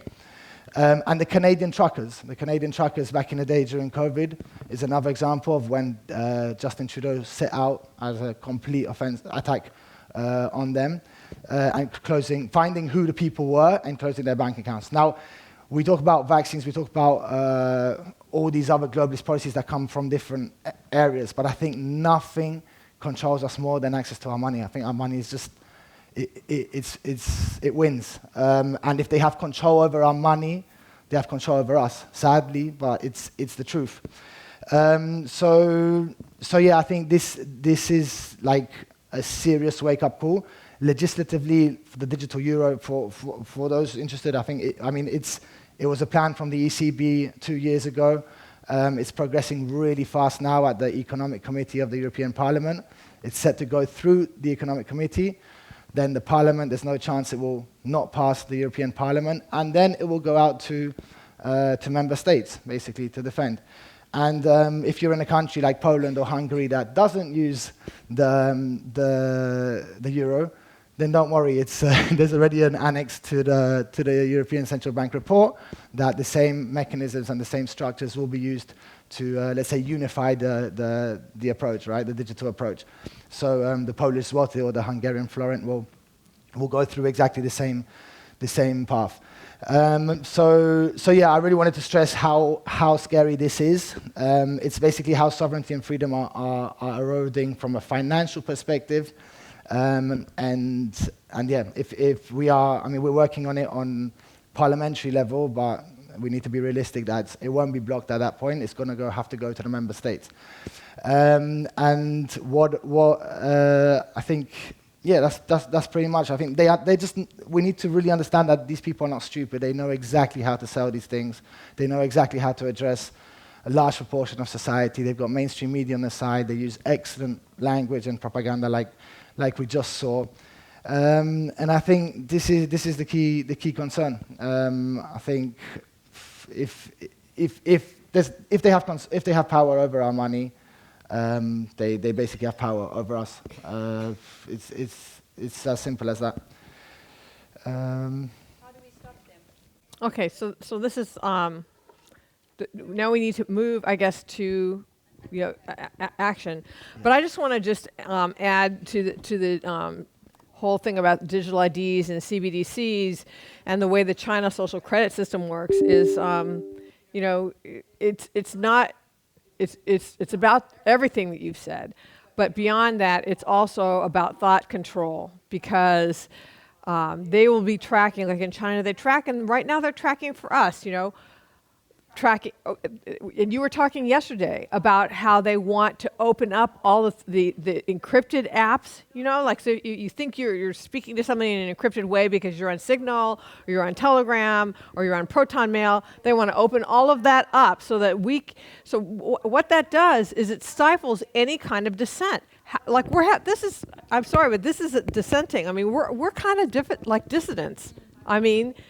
It's strange. I never really thought of myself as a dissident, but we were talking last night about how we're dissidents. I've been dealing with Chinese dissidents for so long and like helping the dissidents, and like now I am one, okay? But if they're tracking all of our encrypted communications, they're tracking, of course, everything that's public on social media. Yeah, well, this is going to be live streamed. This is being live streamed, or maybe I don't know if this section is being live streamed. Oh, right, all of our cell phones are listening to us. Okay, our cars, and so what I'm saying is, this is a way of stopping any kind of dissent even before it happens. Remember, I said last night that governments under the pandemic treaty need to prevent misinformation and disinformation, not just censor it, but prevent it. Well, how are they going to prevent me from getting my message out, or you or anybody else from getting your message out? Well, they can look at all of your social media posts, look at your encrypted communications, look at your internet search history. Boy, you can learn more about anybody from their internet search history, I think. And to say, you know what? This Little John girl here looks like she could say something that would be misinformation or disinformation. Therefore, we are going to detain her because we have to prevent that from happening. Or just shut her off by CBDC, cutting her off from her credit cards or her bank account. And so this is a way of exerting complete totalitarian control and stifling any chance of any kind of an alternative system, like even the World Council for Health or whatever would be seriously endangered if all of this came through. So anyway, it's just.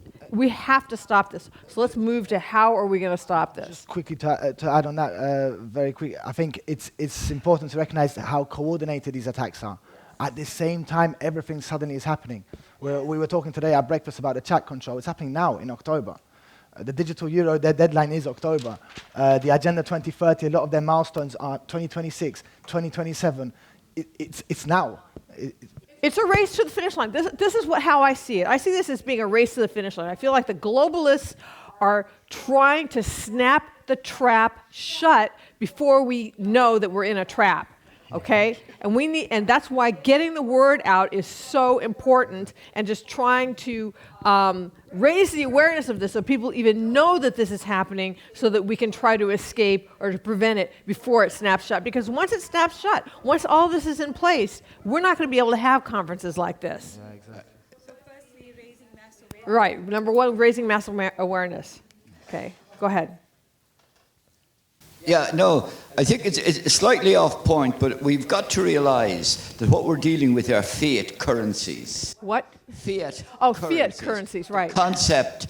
And these are being inflated away. That's right. So, your money is losing value. That has to be kept in mind as well. And this is a reality. Many people, they say only 1 in 10,000 people actually understand money. What 1 in money 10,000? And it's 1 in 10,000. And it's fundamentally, a fiat economy is one where it's a promise. It's by decree. That's what fiat means. So right. Our money is being, inflated away. And the inflation is never what they publish. Exactly. It's kind of twice what they publish. And that's why my advice to people as an old man would be to go into an alternative, like That's gold right. and silver, okay. like precious metals. It's I'm a not different thing altogether, I know. I'm not giving anybody any advice, but I have invested in silver, and I also have invested in real estate. It's like real property, you know? So I don't leave my money sitting, or try to not leave money sitting in the bank, because you never know what's going to happen. I'm not a financial expert, so my advice is worth nothing.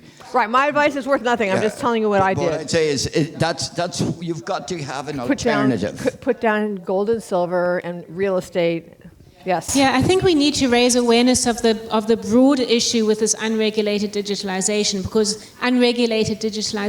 this is what's facilitated it all, and also the dangers of our addiction to mobile phone technology, because that is the root cause. That is how they've been able to roll it all out. So awareness of the health risks, as well as the threats to our sovereignty, through our addiction to mobile phone, and actually teaching people to step back from their mobile phone addiction, to actually regulate their habits and detach from it, and then do what others have suggested, and that is to start setting up other communities that can exist without that can set up a parallel system that's trading and doing other things. Right. So I mean, another part of that is I would encourage everybody here. Alexandra, wait a minute. Am I getting your name wrong? Is her name Alexandra? It is Alexandra. Was talking about the sparrow that watches the 7 sparrows around it, and that everybody should pick 7 people that they want to fly with, okay, if things happen, and put intentional energy into building relationships with them, okay? So like prioritize 7 relationships. Okay, and then the other thing about regulation, like in the United States, you know, the idea is we have to beat China in, you know, AI, et cetera, and then everybody goes, okay, well, you want to beat China? I mean, you know, just go ahead. I mean, I am a Chinese Communist Party. I'm actually the number 2 person in the world they hate the most. I've been told that twice, okay, which I think is a badge of honor. Yeah, but we need regulation on AI. We need regulation on all of this stuff, okay? It can't just be unregulated. The problem with regulation is that, you know, you regulate stuff, you get stuff that you can live with, and then you get some kind of a totalitarian fascist freak in office, and they'll use the infrastructure and just ignore the regulation. So that's another problem. Okay, next. Okay, I would just add a very quick, simple one. Defend cash. Just keep defend cash. Use cash. Who else wants to speak so we can get, okay. There's a couple of things. So talking about gold and silver, when you buy it, don't buy paper, buy the physical gold and physical silver. Right, right. That's important. That's right. Like I have silver in my house. Yeah, and then another thing. I'm not telling you where I live. I'm not telling you where I live. That's a secret. And then another thing is that we could use the same weapons that they used against us or tried to manipulate us. So I'm talking about this video, what you had there, which was very telling video. And imagine if you could make an anti-video like that, that when the IE says there that now you have to take your compulsory vaccination, and then she refuses, and then she goes and tries to do everything else, and she couldn't do anything. Right, exactly. So if we could make videos like that, that would really open people's eyes. Right. Yeah, that requires financial support as well. And so the crowdfunding. That we can all do with that. But I'm just going to share this safe and sound meter.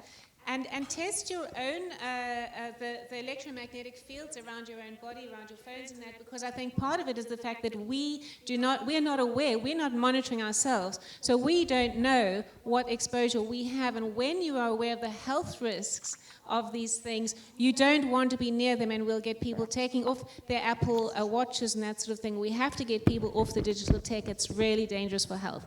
So I'm going to pass this around. If it's flashing red like that, you know, so that's, look at that, 600,000, 10 microwatts per meter squared is the sort of recommended level of exposure in your surrounding. So if you're carrying that on your body, it's going to be affecting your health. Weight gain, infertility, all of this stuff is part and parcel of chronic exposure to electromagnetic fields, radio frequency radiation. So everyone should have one of these. They cost about £400, but they're cheaper ones than you can get. And I'm encouraging you to have it, because if you don't know the health risks, then how can you educate other people? You'll see I'm wearing a badge that says EMF off. That's good advice for everybody. Keep your mobile phones off. No e-smogging is another part of our campaign to reduce mobile phone exposure. E-smogging, it's like smoking. When you go and sit next to somebody with a mobile phone, you're actually exposing them to your smog, but because you can't see it, you think it's okay. So it's an awareness that e-smogging is worse than smoking. Smoking you can see and move away. Okay, thank you. So let's stay. Okay, we got just a quick question for Sebastian and Xenia, actually, because you are the generation I want to hear the answer from, which is to say that my children use their phone for paying. And you know, all these ideas that we come up are really good and very nice, but the only thing is that there is the reality, and I'm always confronting to the reality. How would you advise your friends with that kind of measures?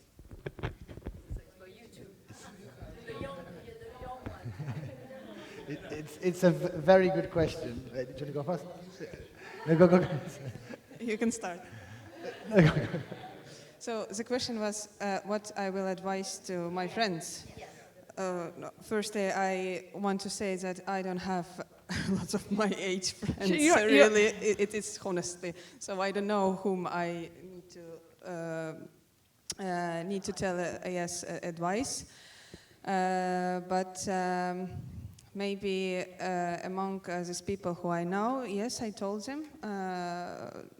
I mean, my family, friends, and friends who I know through the medical field, like-minded. Yes, we share these advices, but I just feel when I am talking something, for example, to my course mates, I tried it maybe a year ago, 1.5 years ago, but I see that it's not point. It's really not point, because they don't understand. They are so in different line.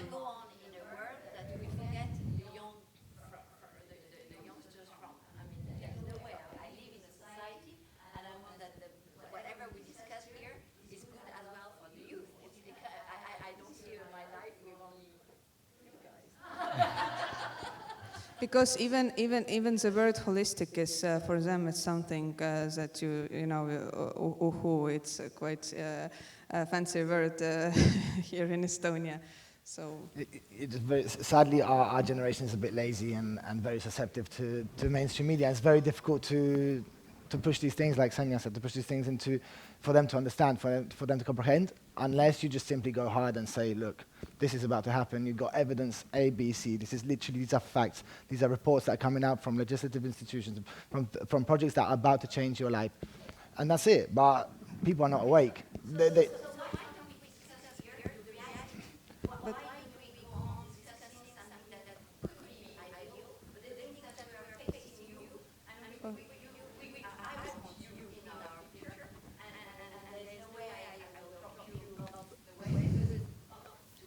But that's a good, but we need to cut from the fact that what could happen and just start assuming it's happening. Just the narrative should be this is happening. Yeah. Change the narrative. For example, I have my personal Yes, go ahead. Yes, something that is real now for me and what is happening is that we monitor our babies. Young parents have a monitor in the bedroom, and they are monitoring the baby, how it works, how it moves, how it is, instead of just going to look. So this radiation, you know, that newborns have already from their parents, like a new modernity, it really, baby we monitors. need to discuss that as well. Baby monitors. Can I share something too? Okay, So, yes. Oh, wait, who's speaking? Who's speaking? Oh, okay. For example, telecommunication companies already 4 years trying to switch me to 5G, saying that it will be all very fast internet connection, and I still keeping 2.5 at home modem. So for my child, it's more safe than 5G. So it's one way how you can do it. And also to your phones at night, switch off or put on airplane mode. Yeah, flight Airplane mode. mode, yeah. Or even you can have a metal box. I don't know how it's in English. You can, how? Yeah, you can put there and don't have explosion. So there is some things you can do. Okay, Faraday bags. It's good to also think about, airplane mode. Yeah. Yes, back here. Take away the Wi-Fi. I tried to find out how can I affect young people in Hungary, and I talked to a few young people, and what I received was absolutely upsetting. They say that they talk to each other on topics of no importance, this virtual, this and that, and as soon as they try to warn their friends about these real dangers, they are basically told to shut up and don't disturb them with such things.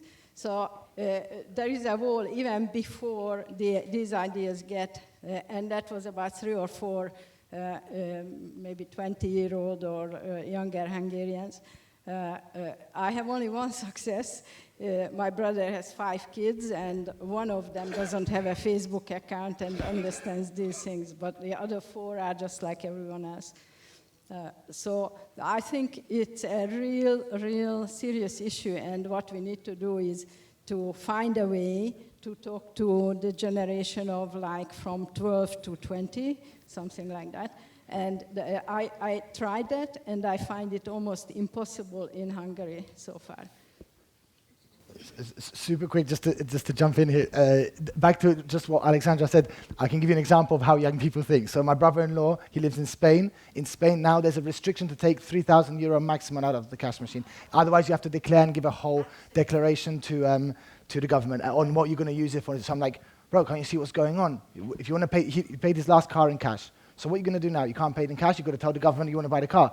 And then slowly starts understanding what's happening. But it needs to get to that stage for them to understand and realize. Well, in the Netherlands, there is now 200 cities are being turned into smart city. And a friend of mine is doing giving presentations in every city. Wow. Also in the city where I'm a lawyer, I didn't know anything about it. Nothing. It was kept secret completely. But the strange thing is they put it in a kind of climate change and also digitalization agenda. And what her experience is called Maartje van den Berg.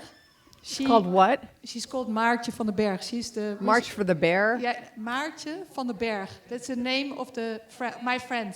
Oh, okay. That's the Dutch part. Maartje. Maartje, she found out that the mayor, during one of her presentations, the mayor was there as well, but didn't know what was happening and being completely stunned to hear what was happening in her own municipality. So they sell it as digitalization, but they hide the cameras in the lamp. In the street lights. So everything is multifunctional, and it's just mind-blowing. And I've been participating with Maartje in my own city in this presentation. And of course, as a lawyer, I can say, surveilling is illegal. So it's completely illegal to surveil people 24/7. And they know it's illegal, but they still do it. So it sounds to me like that they have just completely just skirted the political process, and they're going through the public works department of the people who are putting up street lights or something, not even going through the city council or anything like that. Oh my gosh. Okay, yes, back here. The same in Latvia.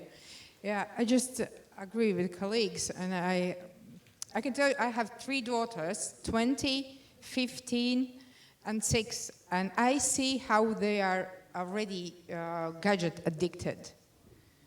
No matter how I try to keep them off them, there's mission impossible. But I agree that Tess said that we should educate society, but we should start with even kindergarten and school, because it's already in school educational programs. Robotics in kindergarten, everything in ID. You can receive your dinner in school, show your QR code in a phone. So how can we impact these educational programs? It's approved in government, and they must comply. So we should think from this side how to change it with programs and everything. Okay, you got to write down change programs in schools. Yeah. Wait, back here, Kevin. Yes, I would like to come back to the most important part, which is youth. Just say, also maybe... Wait. Kevin was speaking. Which is youth and the future. And I believe myself and Xenia and Sebastian are the future. With all respect, of course. And Varo yesterday asked me a very important question, which is, how can we convince the youth to listen more? And I noticed yesterday when I was going to bed that when was the time when I started to pay attention to all of this? As we can see, I'm probably almost the youngest person in the room. And why am I here? And I noticed that the answer is when I unclicked and I came out of the script, the autonomy and the automatic way of living. So I think the most important question from me and the answer to Varo is, how can we get the youth out of the autonomy and the script of automatically living? Well, how did you get out of it? Like you said, you just got out of it. Well, how did you get out of it? Why did you get out of it? Well, it was a pretty rough landing for me. It was, of course, drugs, but I think there's a better way. So in other words, you... No, so what you're saying is that you had a very rough landing because of drugs. Yes. See, unfortunately, that's the kind of thing that it often takes is for some kind of a catastrophe to happen in somebody's life before they will... But I've also tried, with all of the knowledge I've gotten in 8 years or 6 years, to try to convince my friends, and half of them have come with me in the sense of understanding that we need to pay attention, not just sit on our phones, drink beer all day, have parties and stuff, and do stupid stuff. That's the point. And it takes a lot of energy. I've noticed it's so much energy to get through that system and security layer they have here, that script that is running in their brain automatically. It takes so much effort. And I've seen some of the friends still fall back to the old self. And some of them have been keep pushing, and they have thanked me that it was necessary. And we need more stuff like that. Because I really believe that this here is great, but we need to talk, how can we affect the youth now? Because they are the people of internet, and they are the people who we can get to vote. And with all of their votes, we can turn this around really quickly. Well, wait, you had a very large percentage of success. If you had a 50% success rate, that's probably the best in the country. And maybe you can start something, for the youth in Estonia. We have started. We are currently launching a community called Fullgevity, which also Meme talked in the beginning yesterday. We want to gather as many people as possible with like-minded as we are here, and inform them even more and bring new people and keep informing the new people that we need to change what's happening. Otherwise, it's going to be a hell. That's great. Yes. That's great. Yes. I would like to make a comment on this about the younger generation, because I think they are the hope, and I think that when you say that they are living on the internet and they are almost doing anything and they don't question anything, that's not the truth. I could tell a short story about my son. He's 28 years old, and he has he's grown up in the southern of Stockholm, and he has always stayed with the same friends that he met in kindergarten, and they have it's 10 boys, and no one of those has taken the vaccine. No one. No one has taken what? The vaccine. They didn't the take. vaccine. No one of them took the vaccine. Wow. And they are not. They are not academics. Some of them, but a lot of them are not. They are listening to podcasts, and that's quite huge. A lot of people in the young generation are, and they know that the podcasts are. It's subjective what they say. They know. They have learned how to not swallow everything. So I don't agree that. I think that a lot of people in the young generation know that the emperor is naked. I can also tell you when it was the third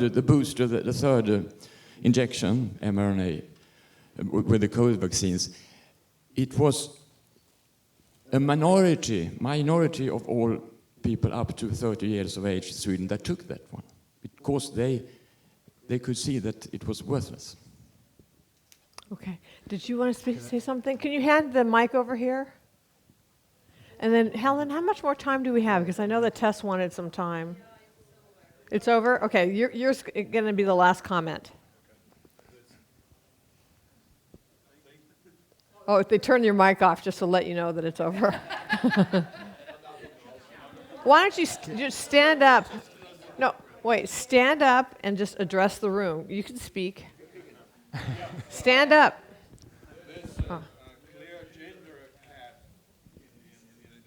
In the young ones, or gender what?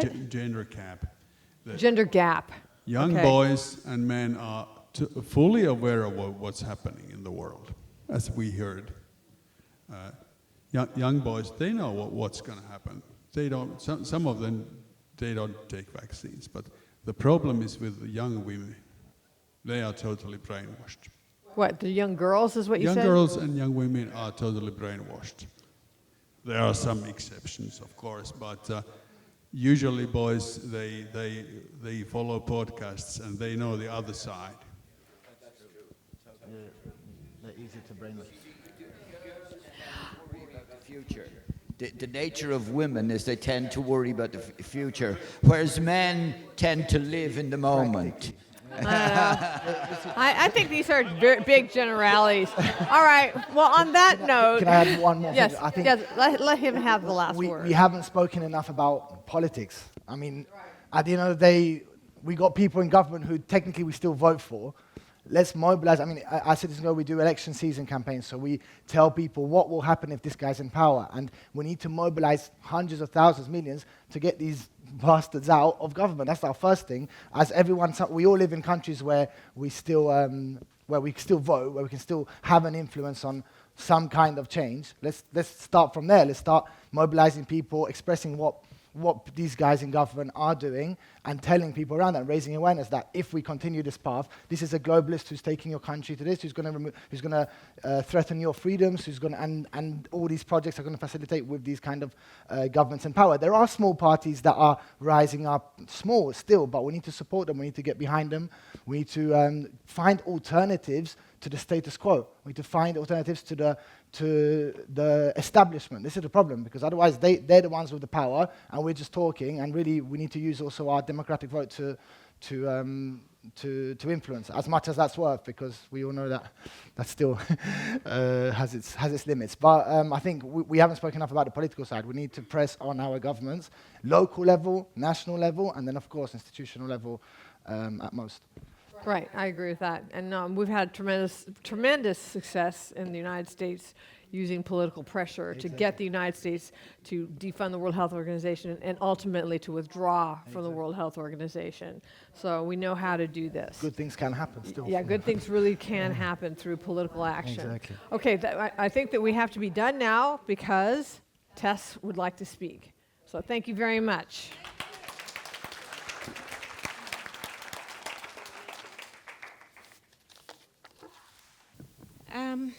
I wanted to really just round up with some solutions, just to highlight again that the solution to the organizational solution to this concentration of power, this monopoly power that we're facing, is decentralization. So we need country councils, we need town councils, we need community councils, we need people taking responsibility for their health. And so I just want to highlight again what the value that World Council for Health brings in that, as a decentralized, I'm just going to change the format. As a decentralized council, we have international collaboration. We can, we can discuss what's going on. We can promote health and choice. We can share diverse solutions to toxin damage and any future emergencies. We can facilitate research with no conflicts of interest, and we are doing so. We have a detox and well-being study at the moment going on. Also, decentralized World Council for Health enables collaboration on legal and lawful actions. So together we can prevent the abuse of future emergencies. We can safeguard human rights, freedoms, and sovereignty. We can facilitate an international network and actions to counter globalist overreach and these coordinated campaigns against digital IDs and so on. So please work with us. And also remember that it's not a top-down centralized thing. It's everybody shares and it's valued. So no country council is going to be telling another country council what to do. It's all the country councils are autonomous. Ultimately, we all are autonomous and sovereign as individuals too. So just to show you a little bit about what we've been doing around the world, I've got just a few photographs that hardly capture it. I just wanted to give you some sense of what we do We work really hard. This was a recent trip to Brazil. This is the WCH Brazil that's just been launched, and this was an ophthalmology conference, integrative health, integrative visual health. So that's that. Today we actually have World Council of Health London being formed. That's not what you see here, but I just wanted to let you know that World Council of Health London is launching. They've got great speakers, and they're speaking just as we're speaking. They're meeting, so it's wonderful. And in a couple of weeks' time, we've got WCH Florida having their cancer post-vaccine cancer conference, which is very important with amazing speakers. So this is what we do each week. So we have a representative from each council. We have one week is for Eastern countries, the next week is for Western countries. So the representatives meet maybe twice a month if they can, because everybody's voluntary. You know, remember, the council is also part of the decentralized strategy, is that apart from the core team, which we sustain ourselves as best we can, the individual countries are responsible for their own funding. So the financial things also decentralized. It makes sense, you know. Everybody's decentralized. This is community outreach in Tokyo last year. And I wanted to just highlight, we are on the EMF 5G issue. We are really pushing to raise awareness about this issue with radio frequency radiation. People are completely oblivious. We have our young people walking around, forget about the mental impact of these mobile phones and this incessant stimulation. They are becoming infertile with these phones. They wear them here, they wear them here, they wear them here, and people need to know that these things are really harmful. So I just wanted to show you, this is a campaign that I think will work. We have badges, okay? Now in the UK, this is the young people like this badge because in the UK, snogging means kissing. So if a young, beautiful girl or man wears a no e-smogging with a little mobile phone there. E-smogging is the smog around a mobile phone. Okay, you can't see it. It's e-smog. And so it's in the UK it works. I don't know if it works in other languages or in other places, but this is really fun. And when these are badges that are easy to give out to school children, teenagers on the bus and that sort of thing. And there are young people who I see at the market on Saturdays, and they are fed up with their friends always on their phones and that. So this is, I think, quite a nice badge. It'll work in the UK. Again, it's about dissemination, getting it out there, and funding for that sort of initiative. This is another one, EMF off. It's also slightly humorous because obviously it sounds like you're swearing at somebody when you say EMF off. But, so it catches the eye, it gets people thinking, and ultimately it's just one of the things that there's also why fry your brain, you know, another thing just to get people thinking, oh, could this be frying my brain? Yes, it is, it's frying your brain. Don't hold your mobile phone next to your ear. Put it on speakerphone if you're going to use it for speaking. Don't hold it here, it's dangerous. And also just to say that we have an eSmog Enders course coming soon. eSmog Enders, to teach people to change their habits around their mobile phone use. And that's what needs to happen, is we all need to change our habits. It's about good mental and physical hygiene at the end of the day. So sovereignty, it comes into that, not being yanked by your phone all the time and, another text, oh, I've got to go and do that, or have it with my dinner, or it's my daughter, I have to take it, or whatever. It's about self-control. It's about not blindly following orders or being led by your mobile phone or whatever. So sovereignty is our key message. And then just to run through quickly a brief summary of what we are relative to the WHO. The WHO is about health security. We're about health sovereignty. The WHO is centralized top-down. We're decentralized bottom-up. They have a corporate partnership. We are grassroots partners with many, many grassroots organizations of advocacy. They are profit-powered, we are people-powered. They have a One Health aim. Our aim is to is for individuals to be healthy. That's the center of a healthy family and society.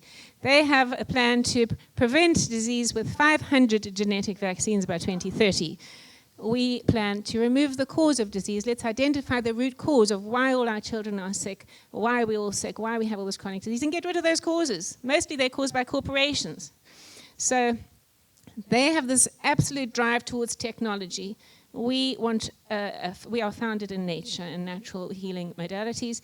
They believe they can derogate the individual rights and freedoms for the greater good. We believe in upholding individual rights and freedoms. They consider human beings to be a threat, and they want to share pathogens. So they want to safeguard pathogens, and they see benefit in sharing them. Whereas we consider human beings a benefit, and certainly should be together and not isolated. And obviously their thing is toxin, surveillance, fear. It's a fear-based agenda, and we are about a love-based agenda based in health, freedom, and sovereignty. Great Reset versus a better way. So I hope you can see the World Council for Health is our vehicle for great change that is happening whether we want it or not. And we can use World Council for Health to promote health and sovereignty around the world and to maintain our own, restore our own health and sovereignty. Are you ready for a better way? We use the hand heart as our symbol of sovereignty, and these are the better way principles. Again, we act in honor and do no harm. We use technology with discernment. We value life with meaning and purpose. We are sovereign and we have free will. We thrive together. We're part of nature. We value different perspectives, and we stand up for our rights and freedoms. So there you have it. I want to end with a little song, actually, but I was asked just to share some links for how you can get hold of us. We're on Rumble, LinkedIn, Facebook, Twitter, and all that, but we are increasingly censored. It's very hard to get messages out, which is why the decentralized model really works. So we need our country councils to get their media up and running, both personal and other media. We need them to share our messages, share our Substacks. Please do, and we value your Substacks too. And we really appreciate being able to share the excellent material that you produce. So, so thank you very much. And if you find value in what we do, please help fund our work. We do have core costs. We can do so much. We have video talent. We could make little videos about with young people. And all sorts of things if we had the funding. So on our website we have a donate button. It's easy to find. We have a shop with some of our products, but obviously donations are very, very valued. And Shabnam wants to say something too. Yes, I have to, because Tess is not going to say it the way I'm going to say it. Okay? And this is why I'm here. We desperately need your help to survive the next couple of months. That's the reality. We do have a funding application we've made to an organization. We're hoping to hear from them an outcome in the early part of next year. But the next couple of months are going to be very difficult for us. And we'd rather not have to stress about how do we pay our people far less than they're worth, and how do we pay the office rent. We'd rather be able to focus on the work that we need to do. The analogy and the parable of David versus Goliath is a very real one. So I can't emphasize enough how much we need your assistance. If you can't donate financially, of course, there's a myriad of other ways in which you can contribute your skills, your expertise, volunteering, sharing our ideas. But the need for financial support is extremely urgent right now. I'm very grateful to Paulie, I think it is, for having reminded us again about crowdfunding. You will find various campaigns on the website that you may want to support us through. And of course, if you have any ideas, there is a piece of paper on your chair. If you think of an idea we haven't thought of yet to be able to sustain and grow, please do write it down and share it with us. We would value it very much. And so would our team back home who are holding thumbs for this excellent conference. Thank you very much. Thank you, Shabnam. So I want to just end with this, and then we can go for lunch.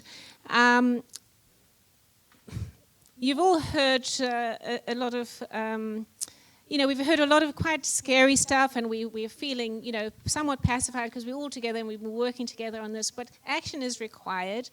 And I wanted to introduce you to this word, Ganbaru, okay? Last year when Shabnam and I went to Japan, we went to this meeting. There were more than 400 people in the room and great speakers, and at the end of the meeting, everybody went, Ganbaru. And we said, well, what is this word, Ganbaru? They said it in unison, and it was so powerful.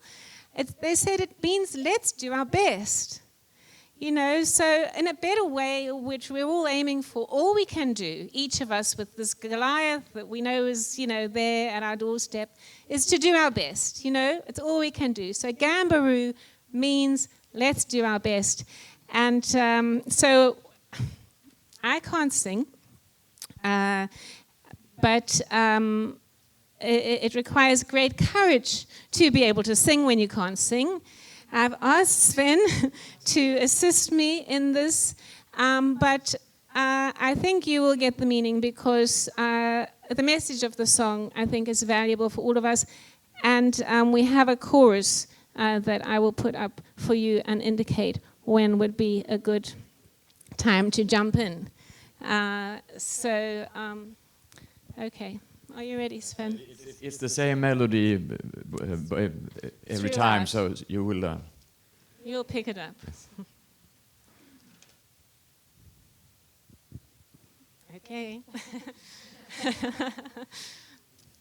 There was a word I didn't know, and that word was Ganbaro. It means let's do our best. Let's put our hearts to the test.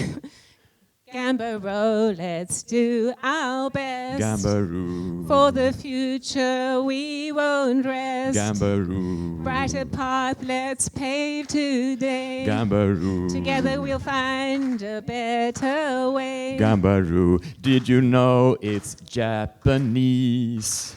But you can use it as you please. 'Cause it's time for the world to know the meaning of the word Ganbaro. Ganbaro, let's do our best. Ganbaro. For the children we won't rest. Ganbaro. A brighter path let's pave today. Ganbaro. Together we found a better way. Ganbaro. Our boys and girls we must protect. Our rights and freedoms not neglect. That's why we do our best and put our hearts to the test.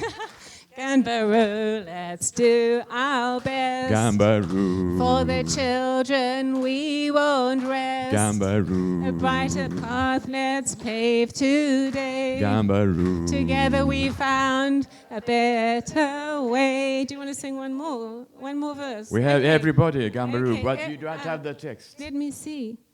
Okay, will you sing this verse with us? Yes, Same everyone sing. Okay. Ganbaro, oh Ganbaro, is that word you did not know. Now you do, please join the tribe and get with the Ganbaro vibe. Ganbaro, let's do our best. Ganbaro. For the children we won't rest. Ganbaro. A brighter path let's pave today. Ganbaro. Together we found a better way. I told you I couldn't sing.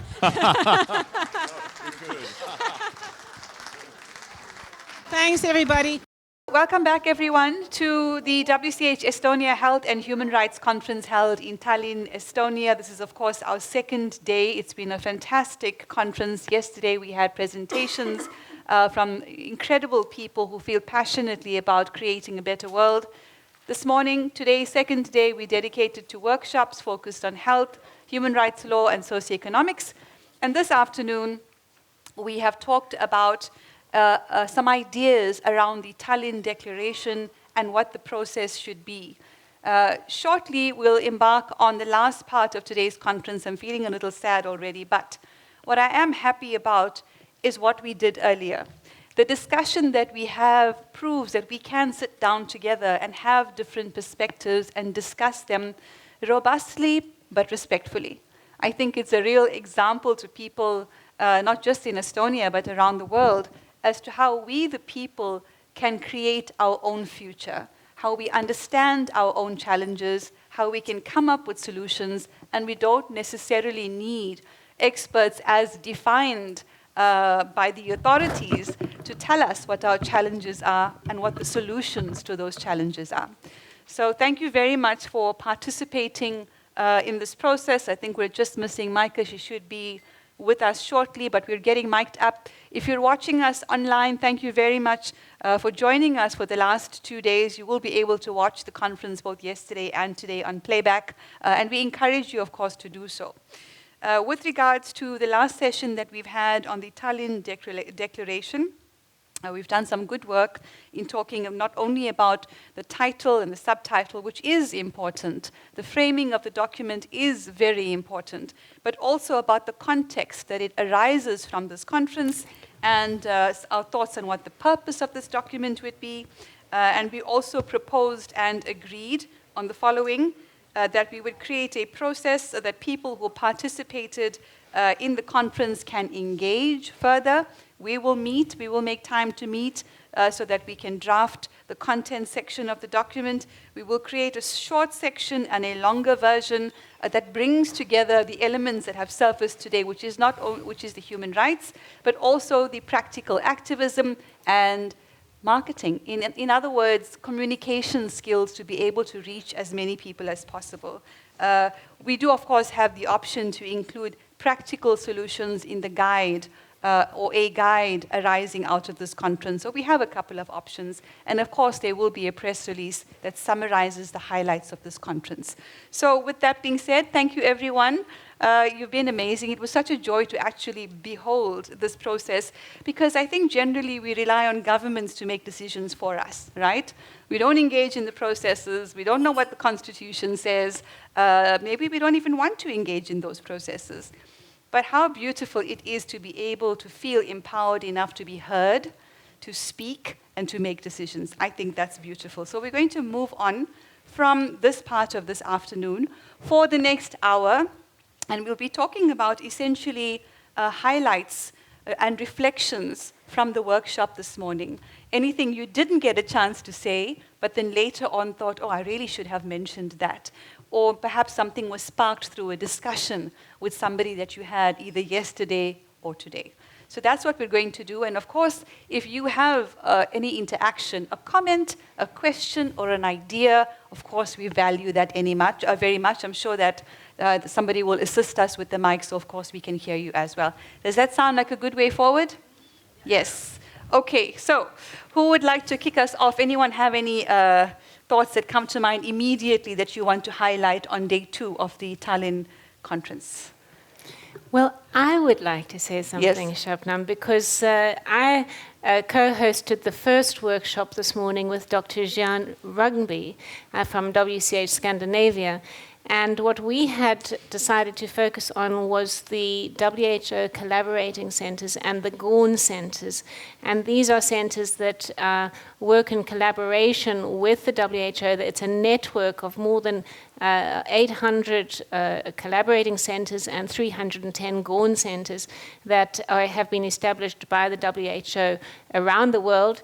And there are really many in Europe. There are 50 collaborating centers in the United Kingdom. There's 72 in the United States. And in Estonia, there are none. Interestingly enough, although Estonia has a separate agreement, which is a WHO country cooperation strategy, where it defers guidance and policy making to the WHO with regard to preparedness, strategic preparedness. So, we discussed, how how the WHO influences country governments in different ways, or acts as a supranational body that actually is governing countries without the country governments playing a role. And this is particularly relevant with regard to campaigns to exit the WHO, for example, because such campaigns, a country could exit the WHO, for example, the United States has said that it's exited the WHO, but it has these 72 collaborating centers, and I think it's 34 Gorn centers. So, and these centers include key United States institutions like the FDA and the NIH, the NIAID, which was obviously Dr. Anthony Fauci's institution, that had a big role to play in the COVID crisis that's just been, which has obviously left its mark on everybody. So we had quite a robust discussion about how exiting the WHO really is insignificant when the WHO has such a huge influence in a country, in its institutions, its universities, and its key governmental institutions. Absolutely. I thought you and Jean did a fantastic job, and shout out to Lucinda van Buren for all the amazing work she's been doing behind the scenes. It truly is incredible. What was very heartening for me was to see people engaged on that question of the FOIA. So freedom of information applications that we are encouraging citizens, people who are, you should be the decision makers in your country, you have a right to information. So I thought the ideas that came through on what questions or what documents we should be asking for was very significant. Any thoughts on what stood out there for you?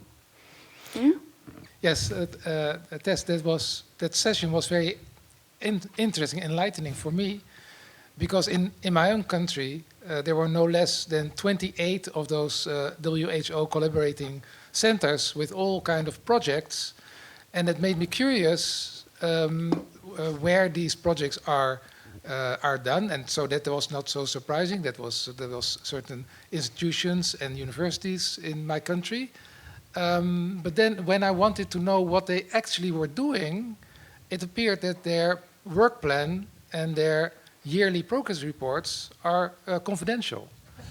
And so there is a link, but it's only accessible for WHO working group members. And so I imagine there's a lot of funding going into those projects, whereas we, as a public, cannot know what they are planning and what they have been doing. And you are a scientist from the Netherlands. Yeah, I'm a scientist from the Netherlands, so I looked at my own previous institutions, among which is Erasmus Medical Center, and there was indeed a pandemic preparedness type of collaborating center there. But what they were actually doing there and what they were planning is not transparent at all. Yeah, and these agreements with the World Health Organization, they can be for a minimum of 4 years, but often they've been renewed many times. And if you look at some of the new contracts, they are looking at pathogen storage of rare pathogens like viral hemorrhagic fevers, rickettsias, which cause Lyme disease, the pox viruses, and anthrax, and all these sorts of things. And so it really does raise questions as why do we need to store all of these dangerous pathogens and mess with them and then make them accessible in a confidential arrangement to the World Health Organization rather than country governments. So these are the really interesting things we've been discussing. That's right. I mean, I'm all for pandemic preparedness. I think that's an important topic. But the best way to prevent pandemics seems to me now is to not to collect dangerous pathogens in a intransparent way all over the world, because that seems like a no-brainer at this point. Yes. So I was again also very interested by this panel, because it was really eye-opener to see the in-depth functioning of the World Health Organization at a level that I am not used to check. And what was terrible to me was that it was actually completely unscientific in the sense that I did the same, that we reacted the same way, which was, let's see the results, or let's see their current plan, or the details, and we couldn't have access to that. So that is to say that we were under the strong idea that there is an urgent need for a separation between science and politics, science and government. So there is something that doesn't go right, and typically when the politics are influencing the science to the point that the World Health Organization, pretendedly to be for the people, doesn't give access to their ongoing research. So that was one point. Yeah. So in France, of course, we have the great idea to separate the church and the state. Yes, right? exactly. And I think we need something similar now to separate science from the government or from politics. Because otherwise what happens is that you get some articles reporting on adverse effects of the vaccine that keep on putting these sentences that otherwise they wouldn't get published if they were not, which is, but vaccine did save lives, and this is just numbers that nobody agree on, and so those kind of sentences are political sentences, but they have nothing of science. So that's one thing. The other thing that I was interested by was, so I checked obviously in France, and I was surprised that the people in charge of the French project, the databases and collaborative centers, were not from France. So it was just like, oh, this is a bit strange, because they are in the Pasteur Institute, in French environment, and yet they are not from France. So I look at the technical level, and the technical level, they were in Germany or in different countries. I was just like, okay, let's see what's going on in Japan. Well, so what I found in Japan is that there was absolutely no Japanese in charge of any of these centers acting in Japan. And Japan is full of brilliant scientists, or medical doctors or whatever. You don't need to extrapolate. And further than that, it was even Chinese. And we know that Japan and China relation has not been so easy in the past, to say the least. And so it was very, do Japanese people are aware that Chinese are involved, and the same goes in France, Chinese are involved with the health organization. So it's one question. And then I want to see the Morocco. And Morocco, again, have brilliant scientists, but no, it was not Moroccan people from Morocco. It was, again, people centered a lot in Germany or in France. And I was just like, okay, so really this is nothing but a local presence of science or medical advice in the country. It's a political instrument to influence the population, which we knew to start with, but it's always good to have evidence of it. Thank you. Great contribution. Any other thoughts, questions, comments on the first session? I would just like to say that one of the most interesting collaborating centers that we looked at, we used as an example, was the Uppsala Monitoring Center. So this is the pharmacovigilance database, the university that has the contract or agreement with WHO to look at the pharmacovigilance data. These are the adverse drug reaction data. And obviously, we've just had the COVID-19 crisis, and we didn't hear anything from them, certainly in the press or public media. There was no information about what the pharmacovigilance databases were seeing in relation to the new drugs that had been rolled out, the new injections that were marketed as vaccines. So you would think that during a health crisis, as we've just experienced, there would have been a lot of information coming from this very important database at Uppsala. So so it did raise lots of questions in our discussions about what sort of FOIA requests one would make, certainly with regard to did they submit audit reports to the WHO as one would expect, how often did they submit them, in those reports, did they say that there were 5 million adverse drug reaction reports, and what should they do about these? This is the sort of information we really need to know as the public, because most people, and I'm sure most people watching, have no idea that the WHO's own data monitoring database has shown unprecedented levels of adverse drug reactions in relation to the COVID-19 vaccines. Yeah, I was also shocked by the presentation of this morning, because I really thought that was in the amendments of the International Health Regulation, which has not been approved on on the member state level, that it was going to be implemented in the future. I didn't know that it was already implemented. So it turns out that because now in the 24 amendments of the International Health Regulations, it provides for local presence of WHO subsidiaries, so to speak. But now I learned that they're already there before everybody has said yes, basically on a local level. They're almost like backdating it. I know. They're whitewashing what is already there, but without consulting anybody, even the Parliament or the Senate, the Dutch Senate, anybody. So it was a big surprise. Thanks for the big job. Did I understand correctly that Fauci got his center renewed in January 2025? Well, the NIAID is part of an agreement, a contract or terms of reference with respect to a particular USA collaborating center. So the NIH has had it has a contract to.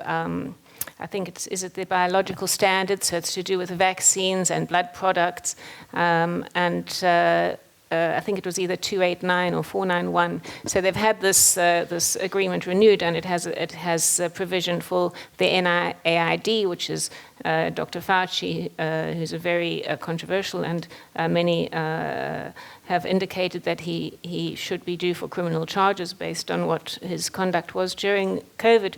So it does seem very shocking that since in January 2025, that contract has been renewed for another 4-year period. So yeah, that was really shocking to me to see this grant action. January 27, 2025, if I remember correctly, because I was so shocked.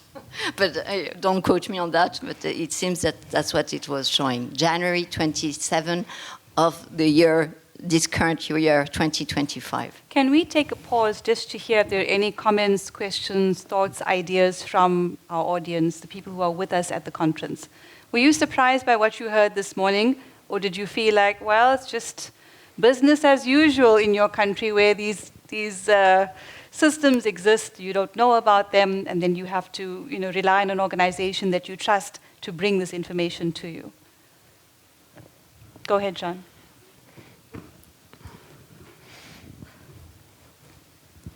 When I looked into the collaborating centers for Denmark, I couldn't go straight in like you did, but I went to the University of Copenhagen and I seeked on the WHO, and then I found a homepage describing what they were doing, but it was not a direct link from this WHO page. So I actually found a lot of stuff they were doing, but it was by searching on WHO. And that's why I also found the research papers coming out of these collaborating centers, and I could find the authors of these papers and emails to them. And so you can actually go in by the back door, and FOIAs could be also to the head of the university, asking these people that in these collaborating centers, are they who is paying their salary? And do you have an agreement with the WHO about this specific department? There's a lot of things you can ask. And you can go straight to these people who have been in it. Some of them obviously think they are doing good stuff, but and you can see it in their aim. It's not all of them that have a clear aim. Most of them are very unclear, because it must be unclear if you have the opposite aim than if you want people to work for you, you must blur the aim if you have a bad intention. But some of them have been written by these employers, and they believe they are doing something good. But it's my impression that you can use most of this research to turn around, like toxic limits for certain chemicals. You can if too much, you can actually poison people. If too low, you will know what not to use. So you can use it in a dual way. And if you look with very critical eyes, you can find a lot of interesting details. And if there are any plans for the future, I'm sure they are hidden in the collaborating centers. So people watching might be wondering, why are we bothering, the WHO did such a great job during COVID, why are we so concerned about these collaborating centers? Well, it's twofold. One is that through the WHO Pandemic Treaty and the amendments to the international health regulations, there's this big push to give the WHO more power, dictatorial power in the next pandemic, and there's a lot of preparation for pandemics, and we discussed a pandemic simulation that's happening in the United Kingdom at the moment until November, which is called Exercise Pegasus.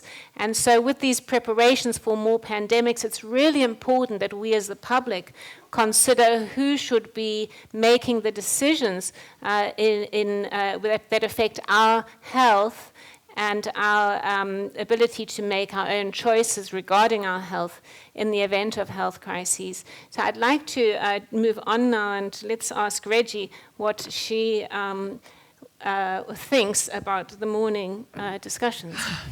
Well, unfortunately, I wasn't there for yours. I apologize. But to just say something about, I don't remember whether it was the pandemic treaty, I think it's both the pandemic treaty and the international health regulations that make it quite explicit that the authority of the World Health Organization is going to be expanded, not only the way it was in the past to respond to a pandemic situation, but also to prepare for a pandemic situation. So the word, preparedness and response, pandemic preparedness and response, means that they are going to be in constant control, okay? This is not just something where they sort of kick in when there's a pandemic, because you're always either in a pandemic or you're in between pandemics, and you're preparing for a pandemic. So that means that they are always, in control.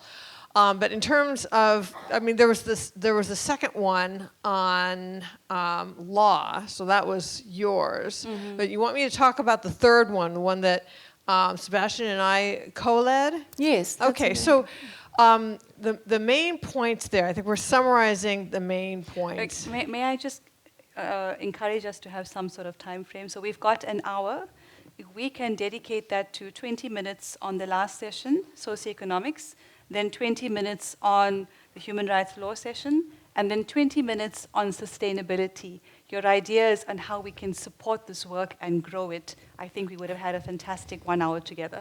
So we have another hour, like we're ending at 5:30, is that what you're saying? 20, 40, okay, 60. do you want to do the second session now? No, go ahead. You okay, started, all right. So go ahead. All right, so in the... Can we just wrap up the first session? Okay. That would be the take-home message. At least for me, one take-home message is really that we scientists advocate strongly now for an urgent call for the separation of science from politics. No more political interference in the scientific world.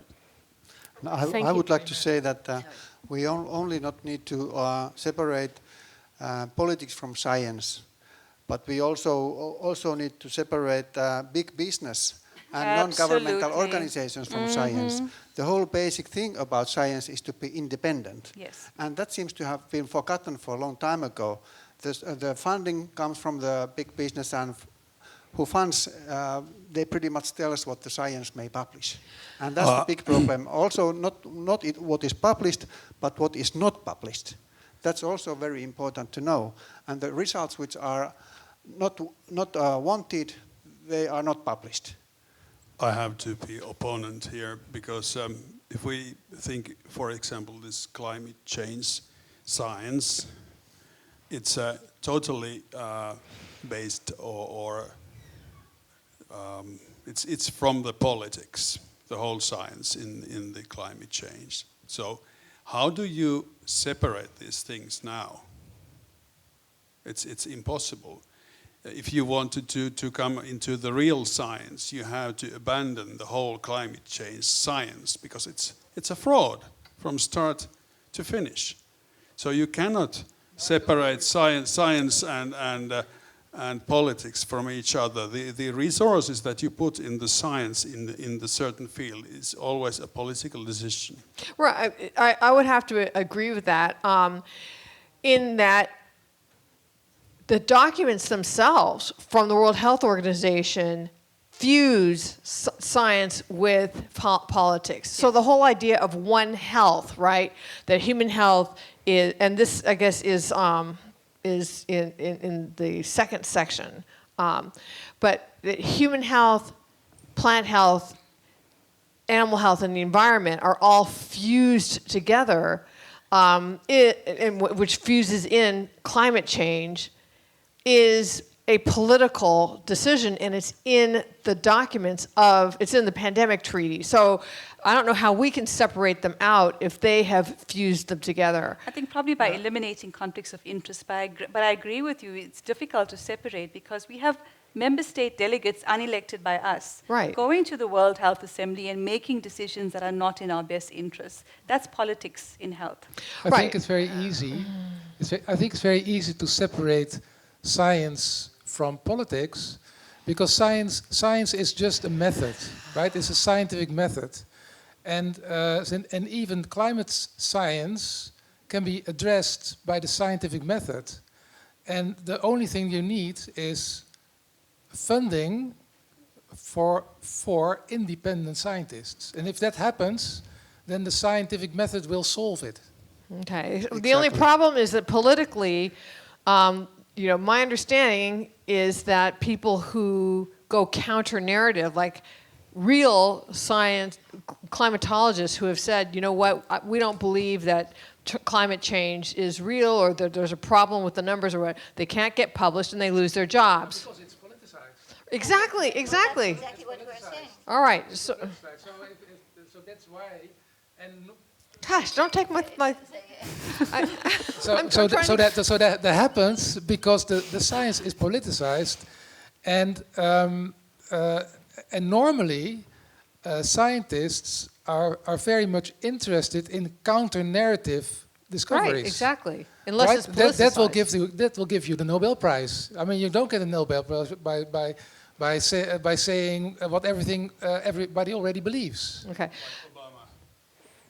Yeah, Like but that's a political. There was a political prize, okay. Of course. So I wanted to just talk a little bit more about the point that Tess was making, and I don't know if these are the things that you were talking about this morning, but there's something in the International Health Regulation Amendments that requires every country to appoint an International Health Regulations Authority. Is that what you were talking about? Okay, so then this is separate. So this is something that's really important for people to understand, is that every country, every member country is supposed to appoint an IHR, International Health Regulations Authority, who will be answerable to the World Health Organization, not to the country itself, and whose job it is to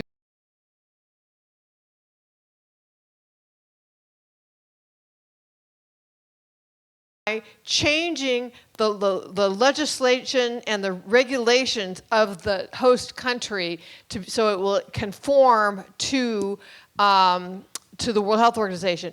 And so the real problem here is, what if this IHR authority is something that the country, like the health ministry of the country? And then so then the health ministry says, we think that everybody should do this, and they're parroting the World Health Organization, and people think that that because they are the Ministry of Health for whatever country, that they are acting on behalf of the people of the country, but actually they're taking their directives from the World Health Organization. To the IHR focal points. Exactly. It's either called IHR Authority or IHR Focal Point. There are two names for them, and people need to understand that. That's, I think, pretty dangerous. Yep. Right?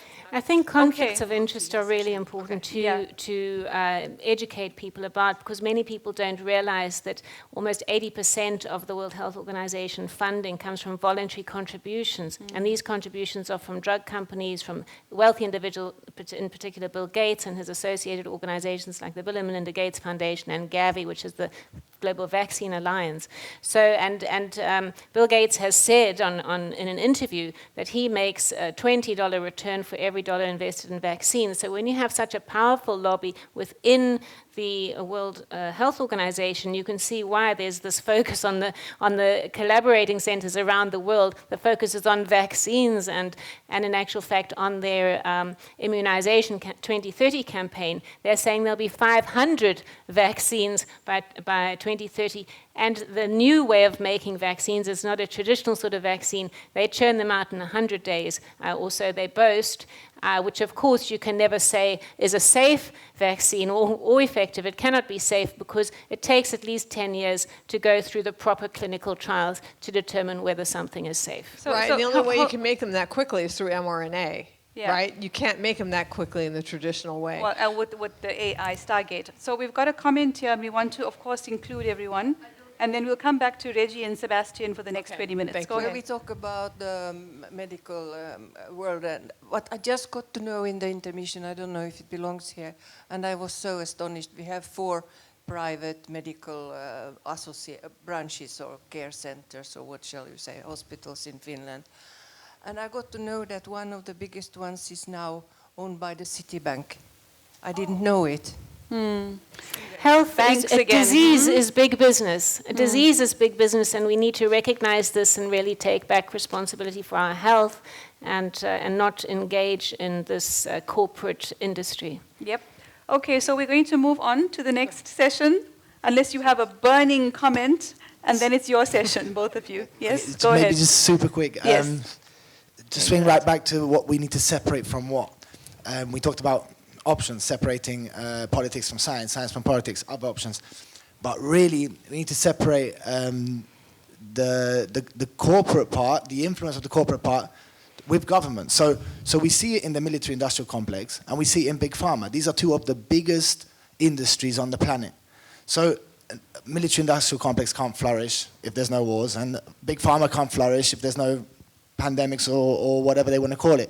So that is the most dangerous, let's say, tie or link, which, let's say, heads, is the start, it's the beginning of all the other concepts that come about it. So I think the issue here is that too many governments are doing the will of the huge corporations. It's crony capitalism at its finest, and we see it in perfect real-world examples. So I think now, the question how to influence that and how to do something about it is a huge question, which is for another day. But I think that's the origin of the issue, and that's why we're seeing these cartel-like deals being made in both these industries, the war industry and the big pharma industry, and that's something we have to really keep into consideration. Very valuable comment, Sebastian. I think I referenced earlier a couple of bills around conflicts of interest, but we'll come back to that. Thank you for raising that with such clarity. Next 20 minutes, all yours. Okay, so there were 3 things that we dealt with in our 20 minutes. One was smart cities, and the next one was central bank digital currencies, or any form of programmable money. And then the third was digital IDs. So in terms of digital IDs, I guess the take home is that the World Health Organization has been promulgating throughout the world digital IDs, and that the digital health IDs, so the idea is in the beginning to be tracking people's vaccination status, maybe for the next pandemic, but then it can also be used to serve as the platform for general just IDs, which I believe is the precursor to the digital ID that is articulated by the World Economic Forum, where they're tracking everything about you in digital format and putting it in one place. So that you would need a digital ID to open a bank account, access healthcare, travel, own a communications device such as a laptop or a cell phone, participate in social media, even pay your taxes and access government benefits. And then if you step out of line, if you criticize the government or if you refuse to be vaccinated when they have a mandatory vaccination campaign, you can be shut off from any of these of these aspects that are necessary to human existence. So that's the digital ID then will go together with a central bank digital currency, and I would include in this stable coins, which is what we're being set up for in the United States. So the difference between a central bank digital currency and a stable coin is very simply the central bank digital currency goes through a central bank. A stable coin can go through a commercial bank or through a private company that has permission to do it. But both the key factor for both of these is that they are programmable, that the currency is programmable, and so that they can cut you off from or make it almost tokenized. Next. Okay, just a minute. I'm giving an overview of my session. Okay, programmable, and so that they can control the circumstances and the timing of when you can use it. Mm-hmm. And then in terms of smart cities, it's total surveillance. The only way that they can, and 15-minute cities, the only way they can keep you within 15 minutes of where you are is by surveilling your every move, which means also that they can trap you and make sure that you can't move if that's what they want to do. Right. So would you like to speak? Can we just get a bit of an overview from Sebastian and then come back to you, Ossi? Absolutely, I promise. Sebastian, you were writing down some of the ideas, the solutions, the actions that were coming up. What really stood out for you in that session? There were amazing ideas being discussed, especially on what we can do in the context of CBDCs specifically. Just quickly to run around the topic of CBDCs, the issue here is like Reggie said, is the fact that it's programmable and you can get cut off any time. So what's the only form of money? What's the only currency that you don't get cut off any time, and that's transactional for yourself as an individual, is cash. So we spoke about how we can protect cash, how we can promote cash, how we can use it. We shouldn't cut ties. We shouldn't be lazy conformists. We need to go forward with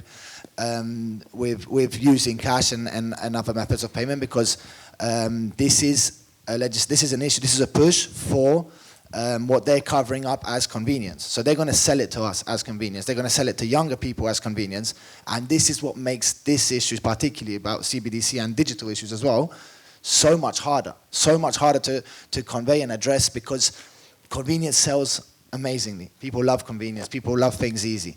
And I repeat, especially the young people. So we spoke about how to defend cash. We spoke about educational programs, raising awareness to people, telling them that these things are on site, telling them that these things are around the corner. I mean, we spoke about the EU legislation. The European Central Bank wants to get theirs through by October, November this year. They're waiting for the approval. So these are all issues that are pertinent right now as we speak, and we need to be ready. In the context again of freedom, we've seen how we spoke about. Someone mentioned the power cuts in Spain a few months ago. People weren't able to use their cards, so the terminals were off. So what's next? I mean, the only alternative to that situation is cash.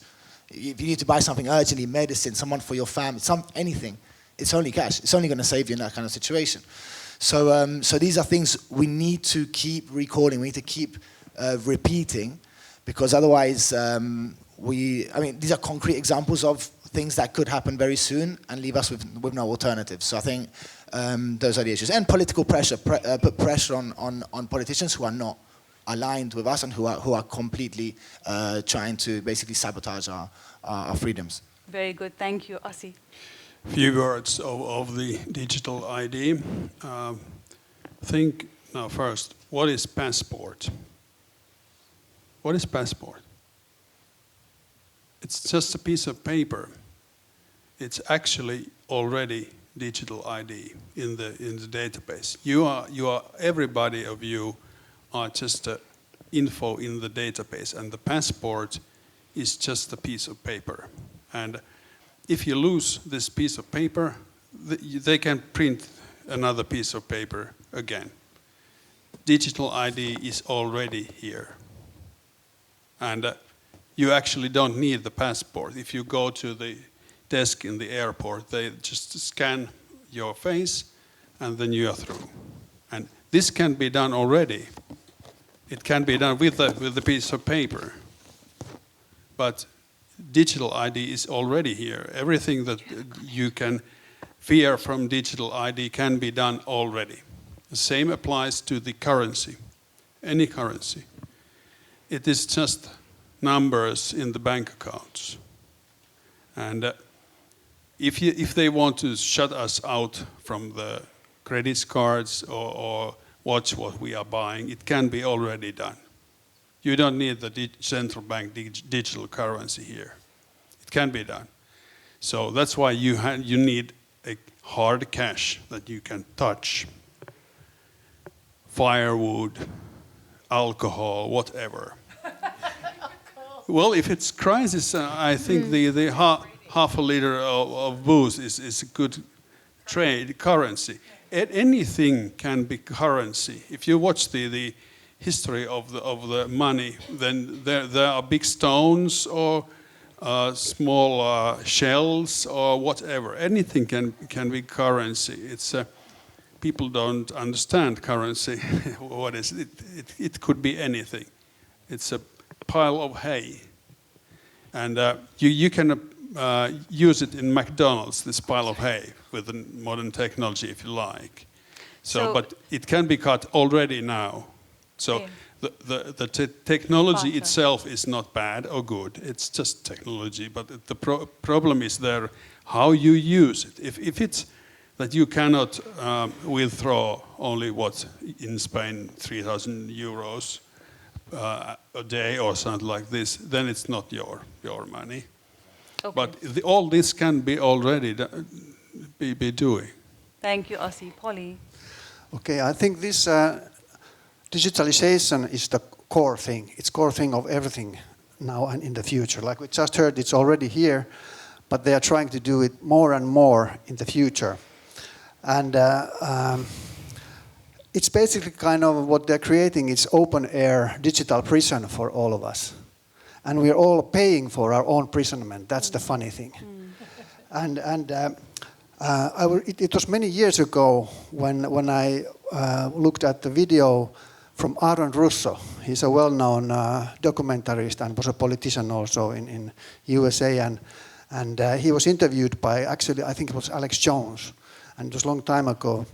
And he already then told, maybe it was 2006 or so, he already then told that he was friend of the Rockefellers, Nick Rockefeller. And then he was asking Nick Rockefeller that, what's your end goal here? What do you want to do with all this? You have all the money and everything you need. So what's the name of the game? So he told that Rockefeller was laughing that we just want to have the total control. Mm. And that's the thing. That's the name of the game. That's what we are heading to. That's what they are building. They have been building for many, many years. And so it's up to us. Are we willing to give that control to them? Or do we want to control our own lives? That's the core issue. That is the core issue. I think it's a very important one. I just want to ask, how many of us contribute to political campaigns? You donate to political parties? Yes? Right? If you're not comfortable, I don't participate in the system. I don't believe in it. But there are those that do. And so, have you looked at the manifestos of those political parties? Have you challenged their positions on some of the topics that we're talking about? robustly, where you attend the events and you make sure you get an answer. That's important. Go ahead. I don't contribute to political campaigns, but in the last year I've run in 2 elections. I ran in the European election and I ran in the general election. Purely on the basis I had no aspiration to be a politician. Excuse the politicians here. I never wanted to be a politician. I never wanted to rub shoulders with them. But what I wanted to do, I was using it as a cheap vehicle to get my thoughts across, because you could get a pamphlet or you could get a leaflet into every home in your constituency for little or nothing. You didn't have to pay the postage. And so I printed out all the fabulous things about me. Well, I couldn't get all the fabulous things about me onto one piece of paper, but well, apart from my modesty. But so I didn't contribute to a political party, but I spent quite a few quid in over the last year, probably between 10 and 15,000 euros in the last year, trying to get out my thoughts on 2 things: on anthropogenic global climate change and on COVID. And as I say, you asked the question, did I contribute? Yes, I did, but I contributed to myself. And by the same token, the funny thing about it was, you might well ask, how did I do? Atrociously. But I polled very well in the first preference votes. And somehow or other, and you know, I'm not a conspiracy theorist, but somehow or other, my second and third, we work a proportional representation in Ireland, where they take your second and third and fourth and fifth and 15th preference on the ballot card. And for some reason or other, where all the other independents collapsed behind me, they should have been counting their second preference. Somehow or other, I got none of their second preferences, which defied all logic. So, as I say, I did very well in the first preference, and they were the people who knew me. But then the people who didn't know me, but kind of say I like his ideas, somehow or other. So I'm not saying that the election was robbed from me. I'm just saying that I'm very suspicious that somehow or other I didn't have a team to go in and watch the counting. I didn't even go to the count, actually. Thank you. So I think we'll leave it there for now and we'll move on. Ossi, last comment? You are in the same path as me. Okay. In 2018, I was in the same path as you were 2 years ago, something like this. If you want to influence people and make me influence, you have to go into the politics. You have to get into the dirty and dangerous politics. If you try to stick out to be a scientist, it's the avoidance of responsibility. You have to put yourself into the game. And in voting in Finland, there's a highest court decision that in 2023 elections, almost every circuit broke the law. But no, police has studied nobody. Nobody has got any charges. Nobody has got any sentences out of this. Almost everybody, everywhere, they broke the law. And there is the highest court decision, but nothing has happened. Okay. So, I think Micah, go ahead, and then we need to start to move on. We've got 2 more sessions. Yeah. Go ahead, Micah, and then Martin, and then we'll move on. Yeah. Okay, just quick comment. Like, the whole problem, I think, is the banking cartel. So we look at our government, we look at the politics, etc., but behind it is a banking cartel that's ruling everything.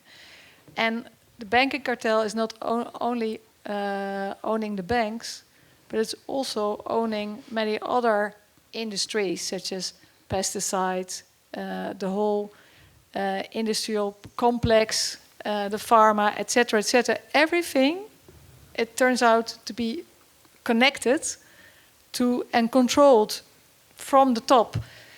And this cartel should be attacked. Like a cartel is not allowed. A cartel should be, there should be a cartel overview. but the people who should be doing the overview are also working for the cartel. So I think this is the real problem, and we can look at the politics and so on and so on.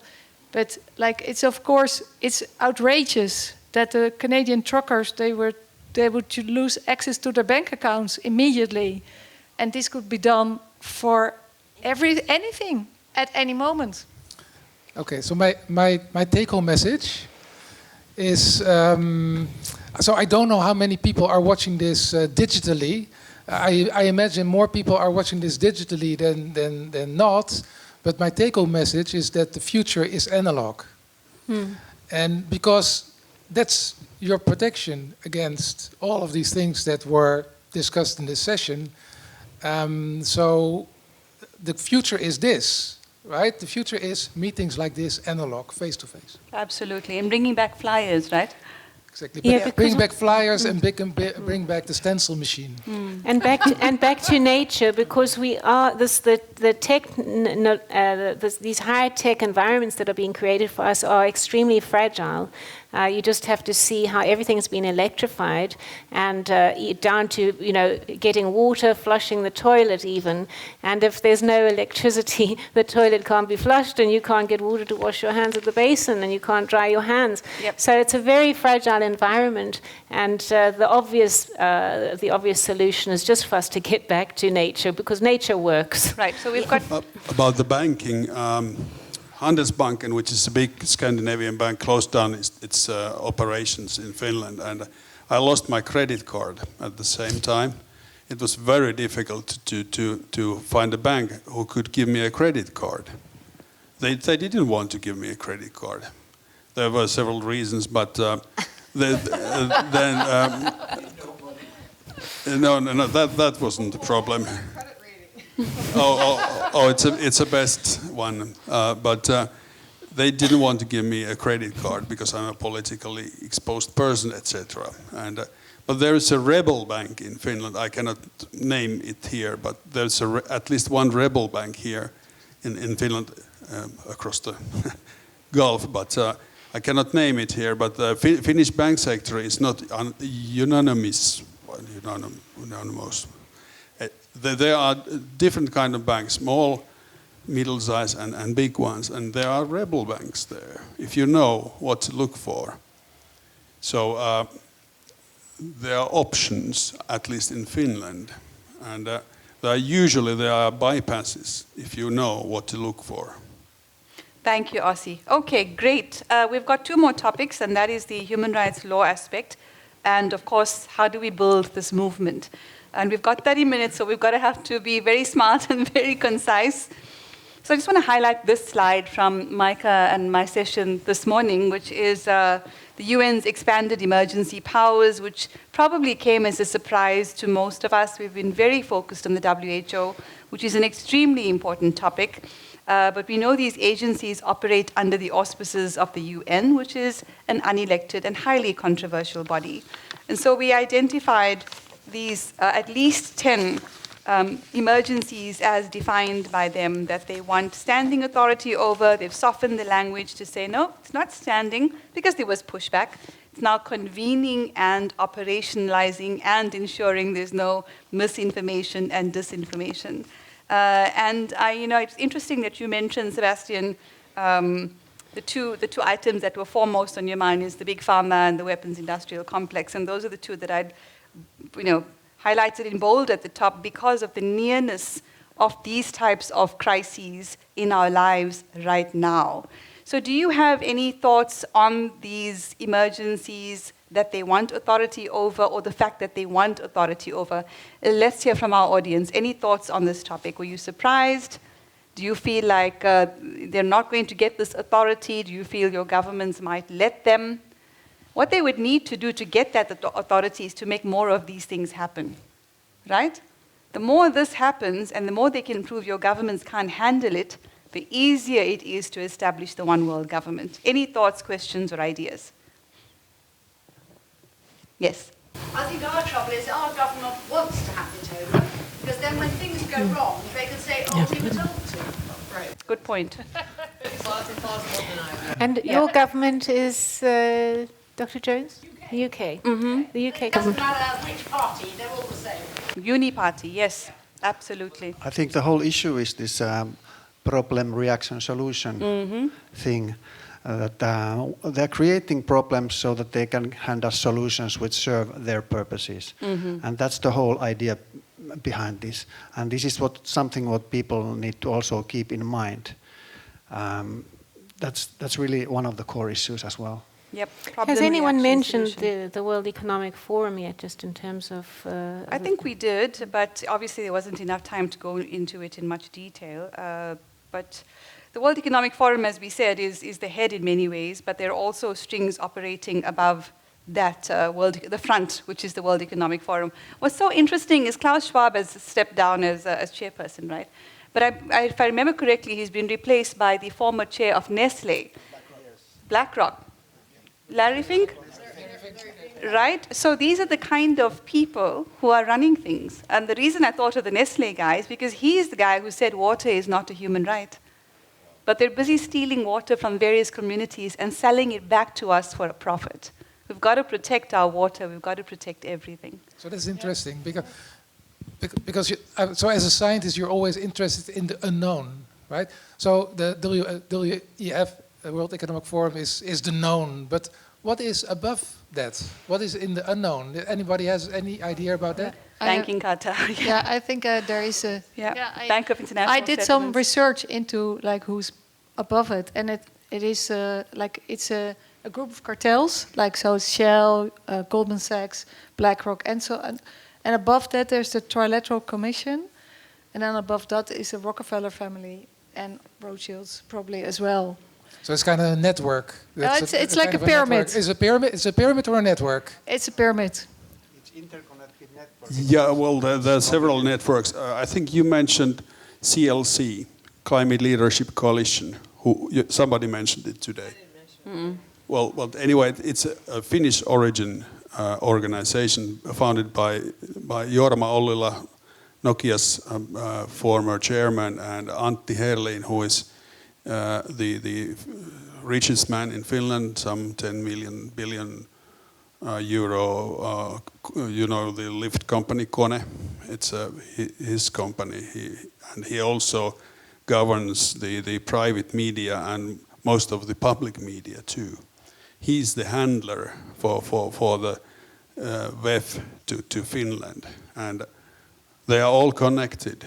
But fortunately, the elite is not just single elite. They're competing groups against that. Trump and Musk are on the other group.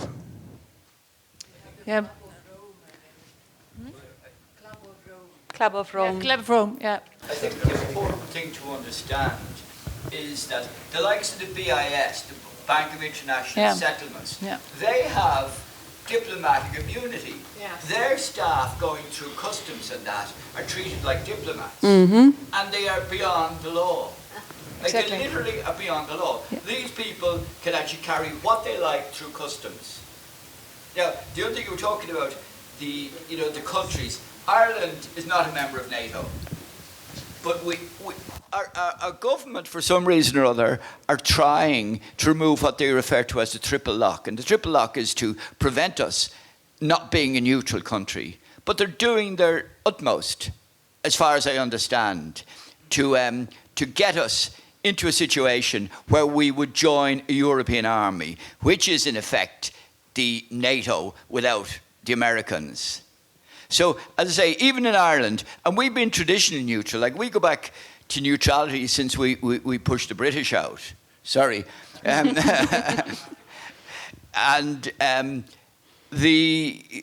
I say, it goes back 100 years now that we've been neutral. And now our government are trying to get rid of the triple lock. And that was the mechanism to stop us not being neutral, which is very, very sad. Today we haven't talked anything about the most urgent thing, or yesterday. It's the looming war between NATO and Russia. 2 days ago, there were some drones flying from Ukraine and Russia to Poland and also to Belarus. that was never mentioned in Finnish media. Neither that Polish officials, the Polish War Ministry said that there were some drones coming to Ukraine who used Polish airspace. But what does the Finnish media said? Finnish media said that the Russians attacked Poland, which is totally false.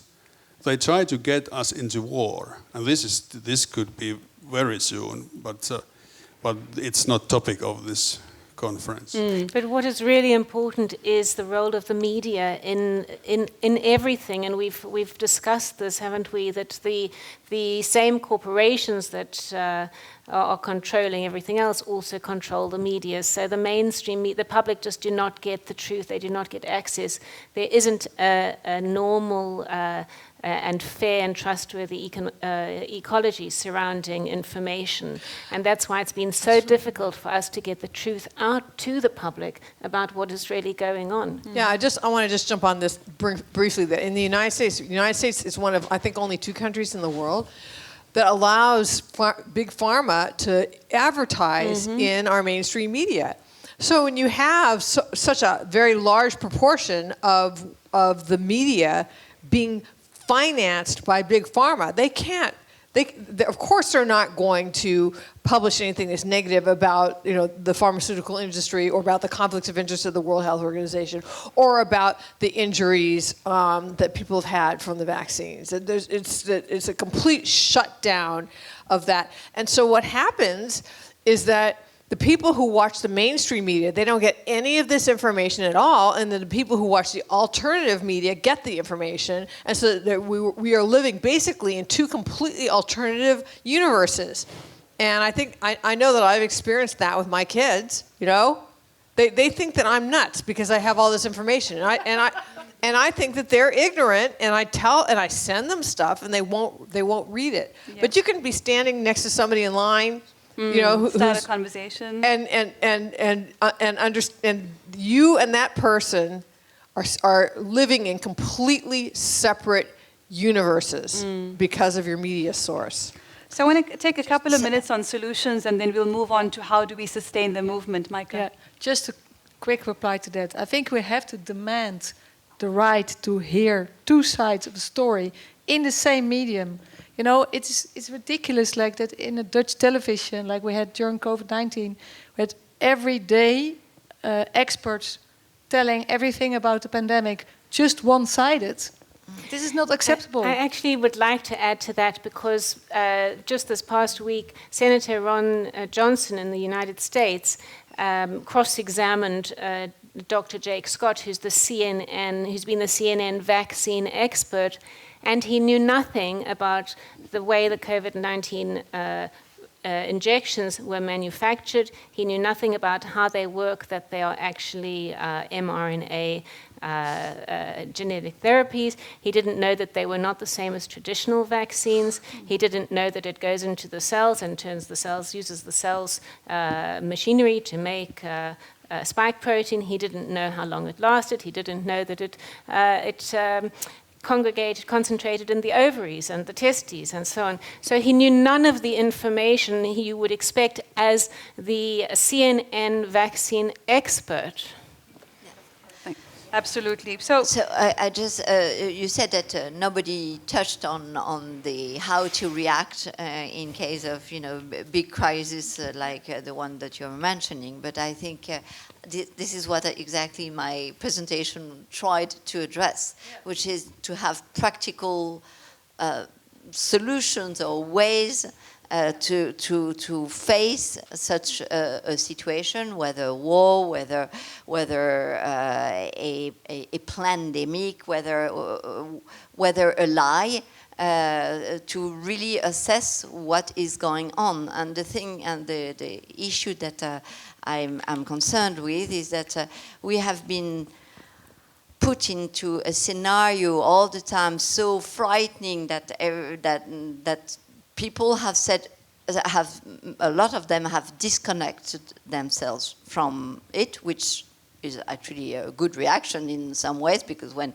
the CNN vaccine experts tell you, all their science, which is completely void, you need to extract yourself. But on the other hand, the issue is that you may think that all this is lies and that there is nothing real, and this, unfortunately, we also have to face reality. And so to me, what you are saying is that we need a proper assessment of the situation.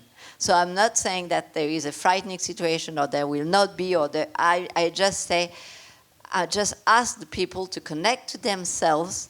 And one picture I showed on and on in my presentation was about this flock of birds, where you could see, so if the people don't look at my presentation, at least can they imagine one of the picture of my presentation, which was actually a bird checking in a flock, checking on the 7 birds around him or around it. And I think that is pretty much what we should be doing. That is to say, to check on 7 individuals, 7. Maybe it can be your pet, maybe it can be nature, maybe the sky, but 7 real, tangible things that connect you with reality to assess the situation you are in. Absolutely, I like that very much. So, a few more solutions, and we're moving on to the last sessions. How do we sustain the movement, right? So I have one solution. Okay. If you are a scientist and you are talking about these things, you have to get your hands dirty and come to politics. I have talked to many scientists in Finland, and I have got quite a many of them as a candidate for the different kind of elections. Actually, at least one of them was here today. I don't know if he's... Probably yes. Yes, here it is. Welcome. And he's a doctor, and he realized during this COVID thing that, okay, this is totally bogus. So I got quite many of these things as a candidate. So you have to get your hands dirty. If you're trying to stay away from the dirty politics, you are not doing enough. So I think some of us are more effective from the outside. So I'm going to stay. I've been asked many times to become a politician. I'm allergic to nonsense. And so let me highlight a few solutions. This was a slide from yesterday. What can we do about the UN's common agenda? Just a reminder, you will get the slides. Educate yourself, advocate for sovereignty, promote decentralized solutions, build awareness, engage with civil society, and monitor developments. And then a solution slide for this morning's workshop. Educate and amplify, Action 1, Action 2, target ratification, Action 3, demand accountability, Action 4, build local resilience, and the final action is that be a defender of sovereignty. One last point before we move on is that there is another very powerful solution that we must actually highlight, and that is to use the power of the pocket. In other words, boycott those who benefit from abusing your human rights and from violating the rights of humanity. So when you follow the money and you know who benefits, such as but not limited to the pharmaceutical industry, you boycott. You find alternatives. How many people are still using Microsoft? Right? We know that alternatives exist, so do some homework after this conference and commit to the alternatives. How many of us are still using Amazon and making Jeff Bezos even wealthier than he currently is? We shouldn't be doing that. Find alternatives. So I think that's a very practical exercise. Boycott those who benefit and profiteer from suffering, find alternatives or create alternatives. I'll leave it there for now in terms of our session, and let's move on to the last session. We have about 15 minutes. I still want to respond to Ozzy because I felt a little bit spoken to, because I'm a scientist and I'm not into politics, but I must emphasize that also as a scientist you can make your hands dirty. Yeah. And that is politics then. No, it's not politics. No, it's not politics. Or it's strategy, right? It's strategy. It's not necessarily politics. And also, I think in politics you might also, as a scientist, be spending a lot of time outside your sphere of expertise and be very ineffective. So I think as a scientist, sometimes you're much more effective outside politics than inside politics. Yeah. You are not in the end games yet. Anyway, I think we're all important and all our contributions are valuable in this puzzle of life. A couple of bills that I mentioned earlier on, just as a reminder. Last 15 minutes, how do we sustain the movement? Because we never panic, we just organize. So there were two ideas that came through from Polly and Martin. Let's hear from them and let's turn it over to you to hear your ideas. Go ahead, who would like to go first? You talked about crowdfunding and Martin, you talked about memberships. Yes. Yeah, I thought the issue is for the World Council of Health and similar organizations that you have a constant expenditure, but you don't have a constant income, and so this disbalance gives stress to the system because you have to invent a campaign every time. So I think the solution could be also to get a constant income revenue, and you could establish that by a, let's say, friendship for a small amount, let's say 24 euros a year, something like this, that's automatically paid, and it has two advantages. So first of all, you don't have to bother your people, the people that are supporting you every time with a campaign, and also the people that support you are not bothered. They automatically pay a certain amount, and then in return you could think of a sort of advantages like a reduction in the web shop, maybe special invitations, all these kind of benefits. Great, thank you, Martin. Yeah, I think it's important to contextualize it for the people watching who might not know anything about World Council for Health, and just to say that we're a people's organization. We are decentralizing, so we're not a concentrated power. We are decentralizing and making sure that countries have their own representation and are making their own decisions and supporting their own populations. And we really are focused on people, and we know that if we can get one person healthy, that person keeps their family healthy, has a good influence on the community, so you have a healthy community, and then you have a healthy state, a healthy country, etc., and a healthy world, because our slogan is there's a better way, and what we're aiming for is a better world.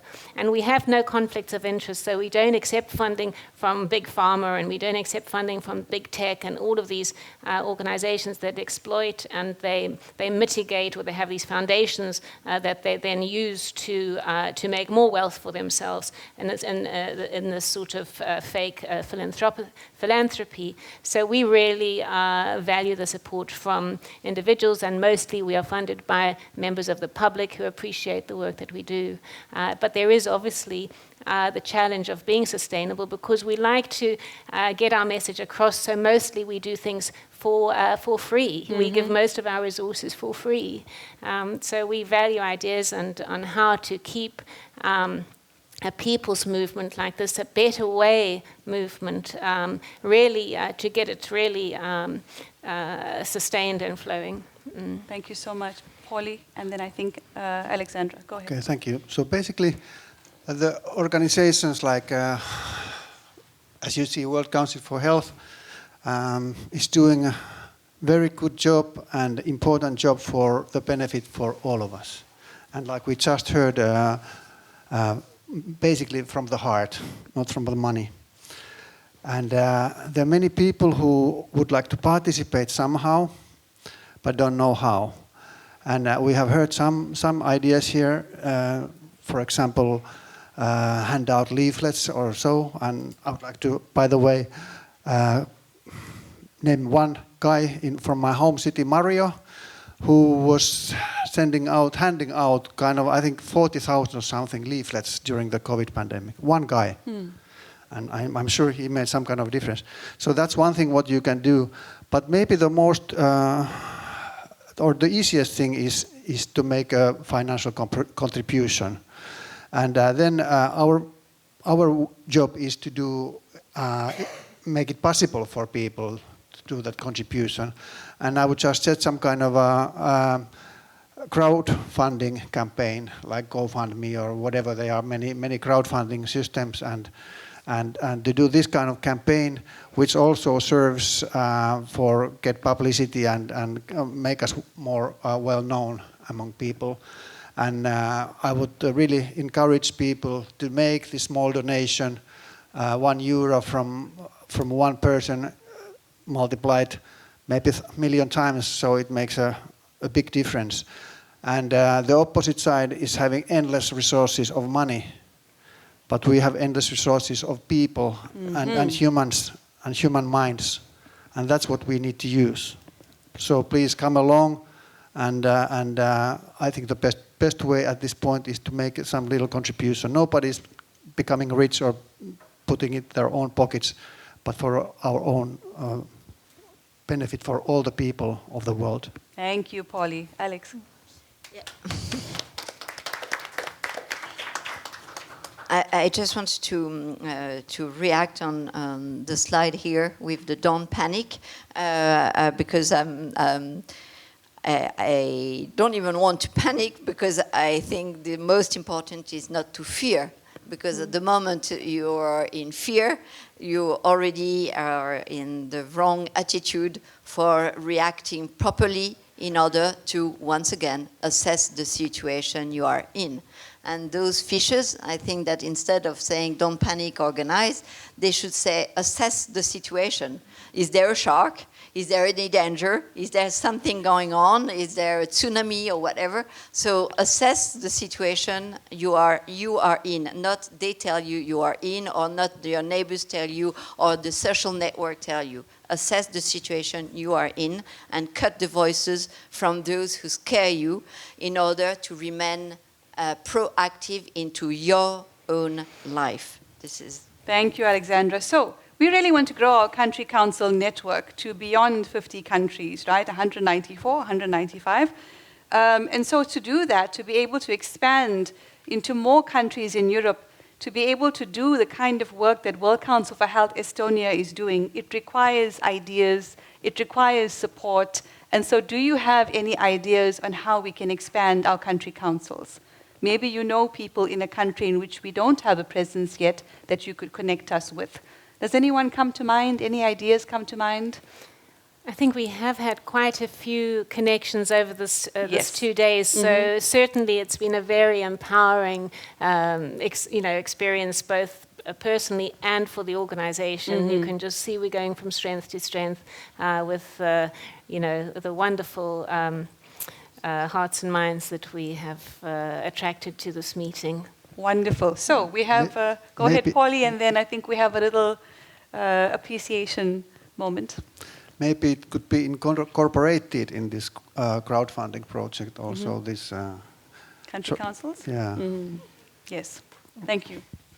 Thank you so much. One of the things that we did learn at the end of the day was a new word, which is the value of being an international council that listens and learns from other countries.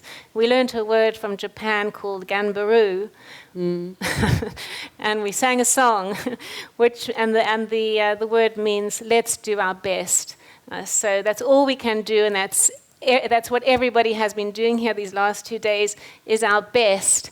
And nobody has done better than the person who did their absolute best. And I'd like to just ask Dr. Helen Lazen to come forward for a small gift and appreciation from all of us.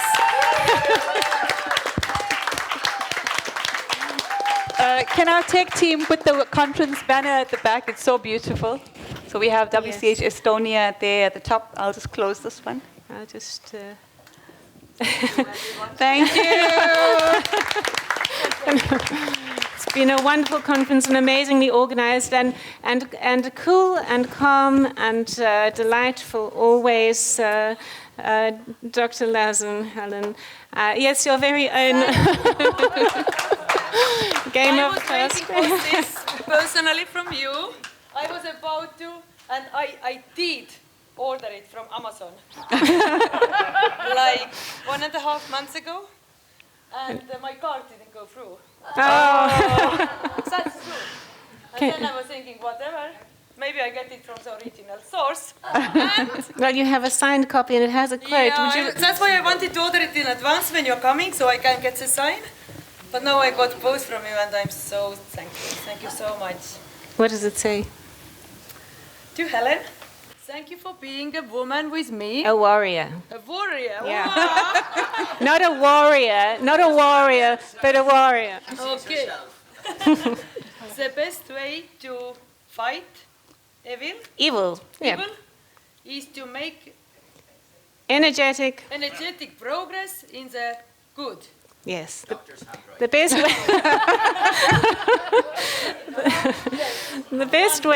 the best way to fight evil is to make energetic progress in the good. I think we did that this week, didn't we? Yes. Thank you so And then I just want to. Wow, a lot of literature. Yes.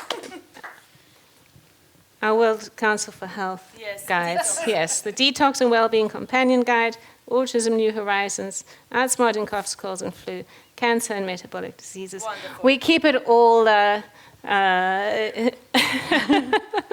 We keep it all to the point because we have important job to do. Yeah. Thank you, everyone. Thank you very, very much. And without you, the conference wouldn't have happened. But with you, we got the great one and the best one until now, what we have had in Estonia. Yeah, Thank so you so much, everyone. Helen, may I just say, Viva Estonia, Viva. Thank you, Shanna. Thank you. Thank you, everyone.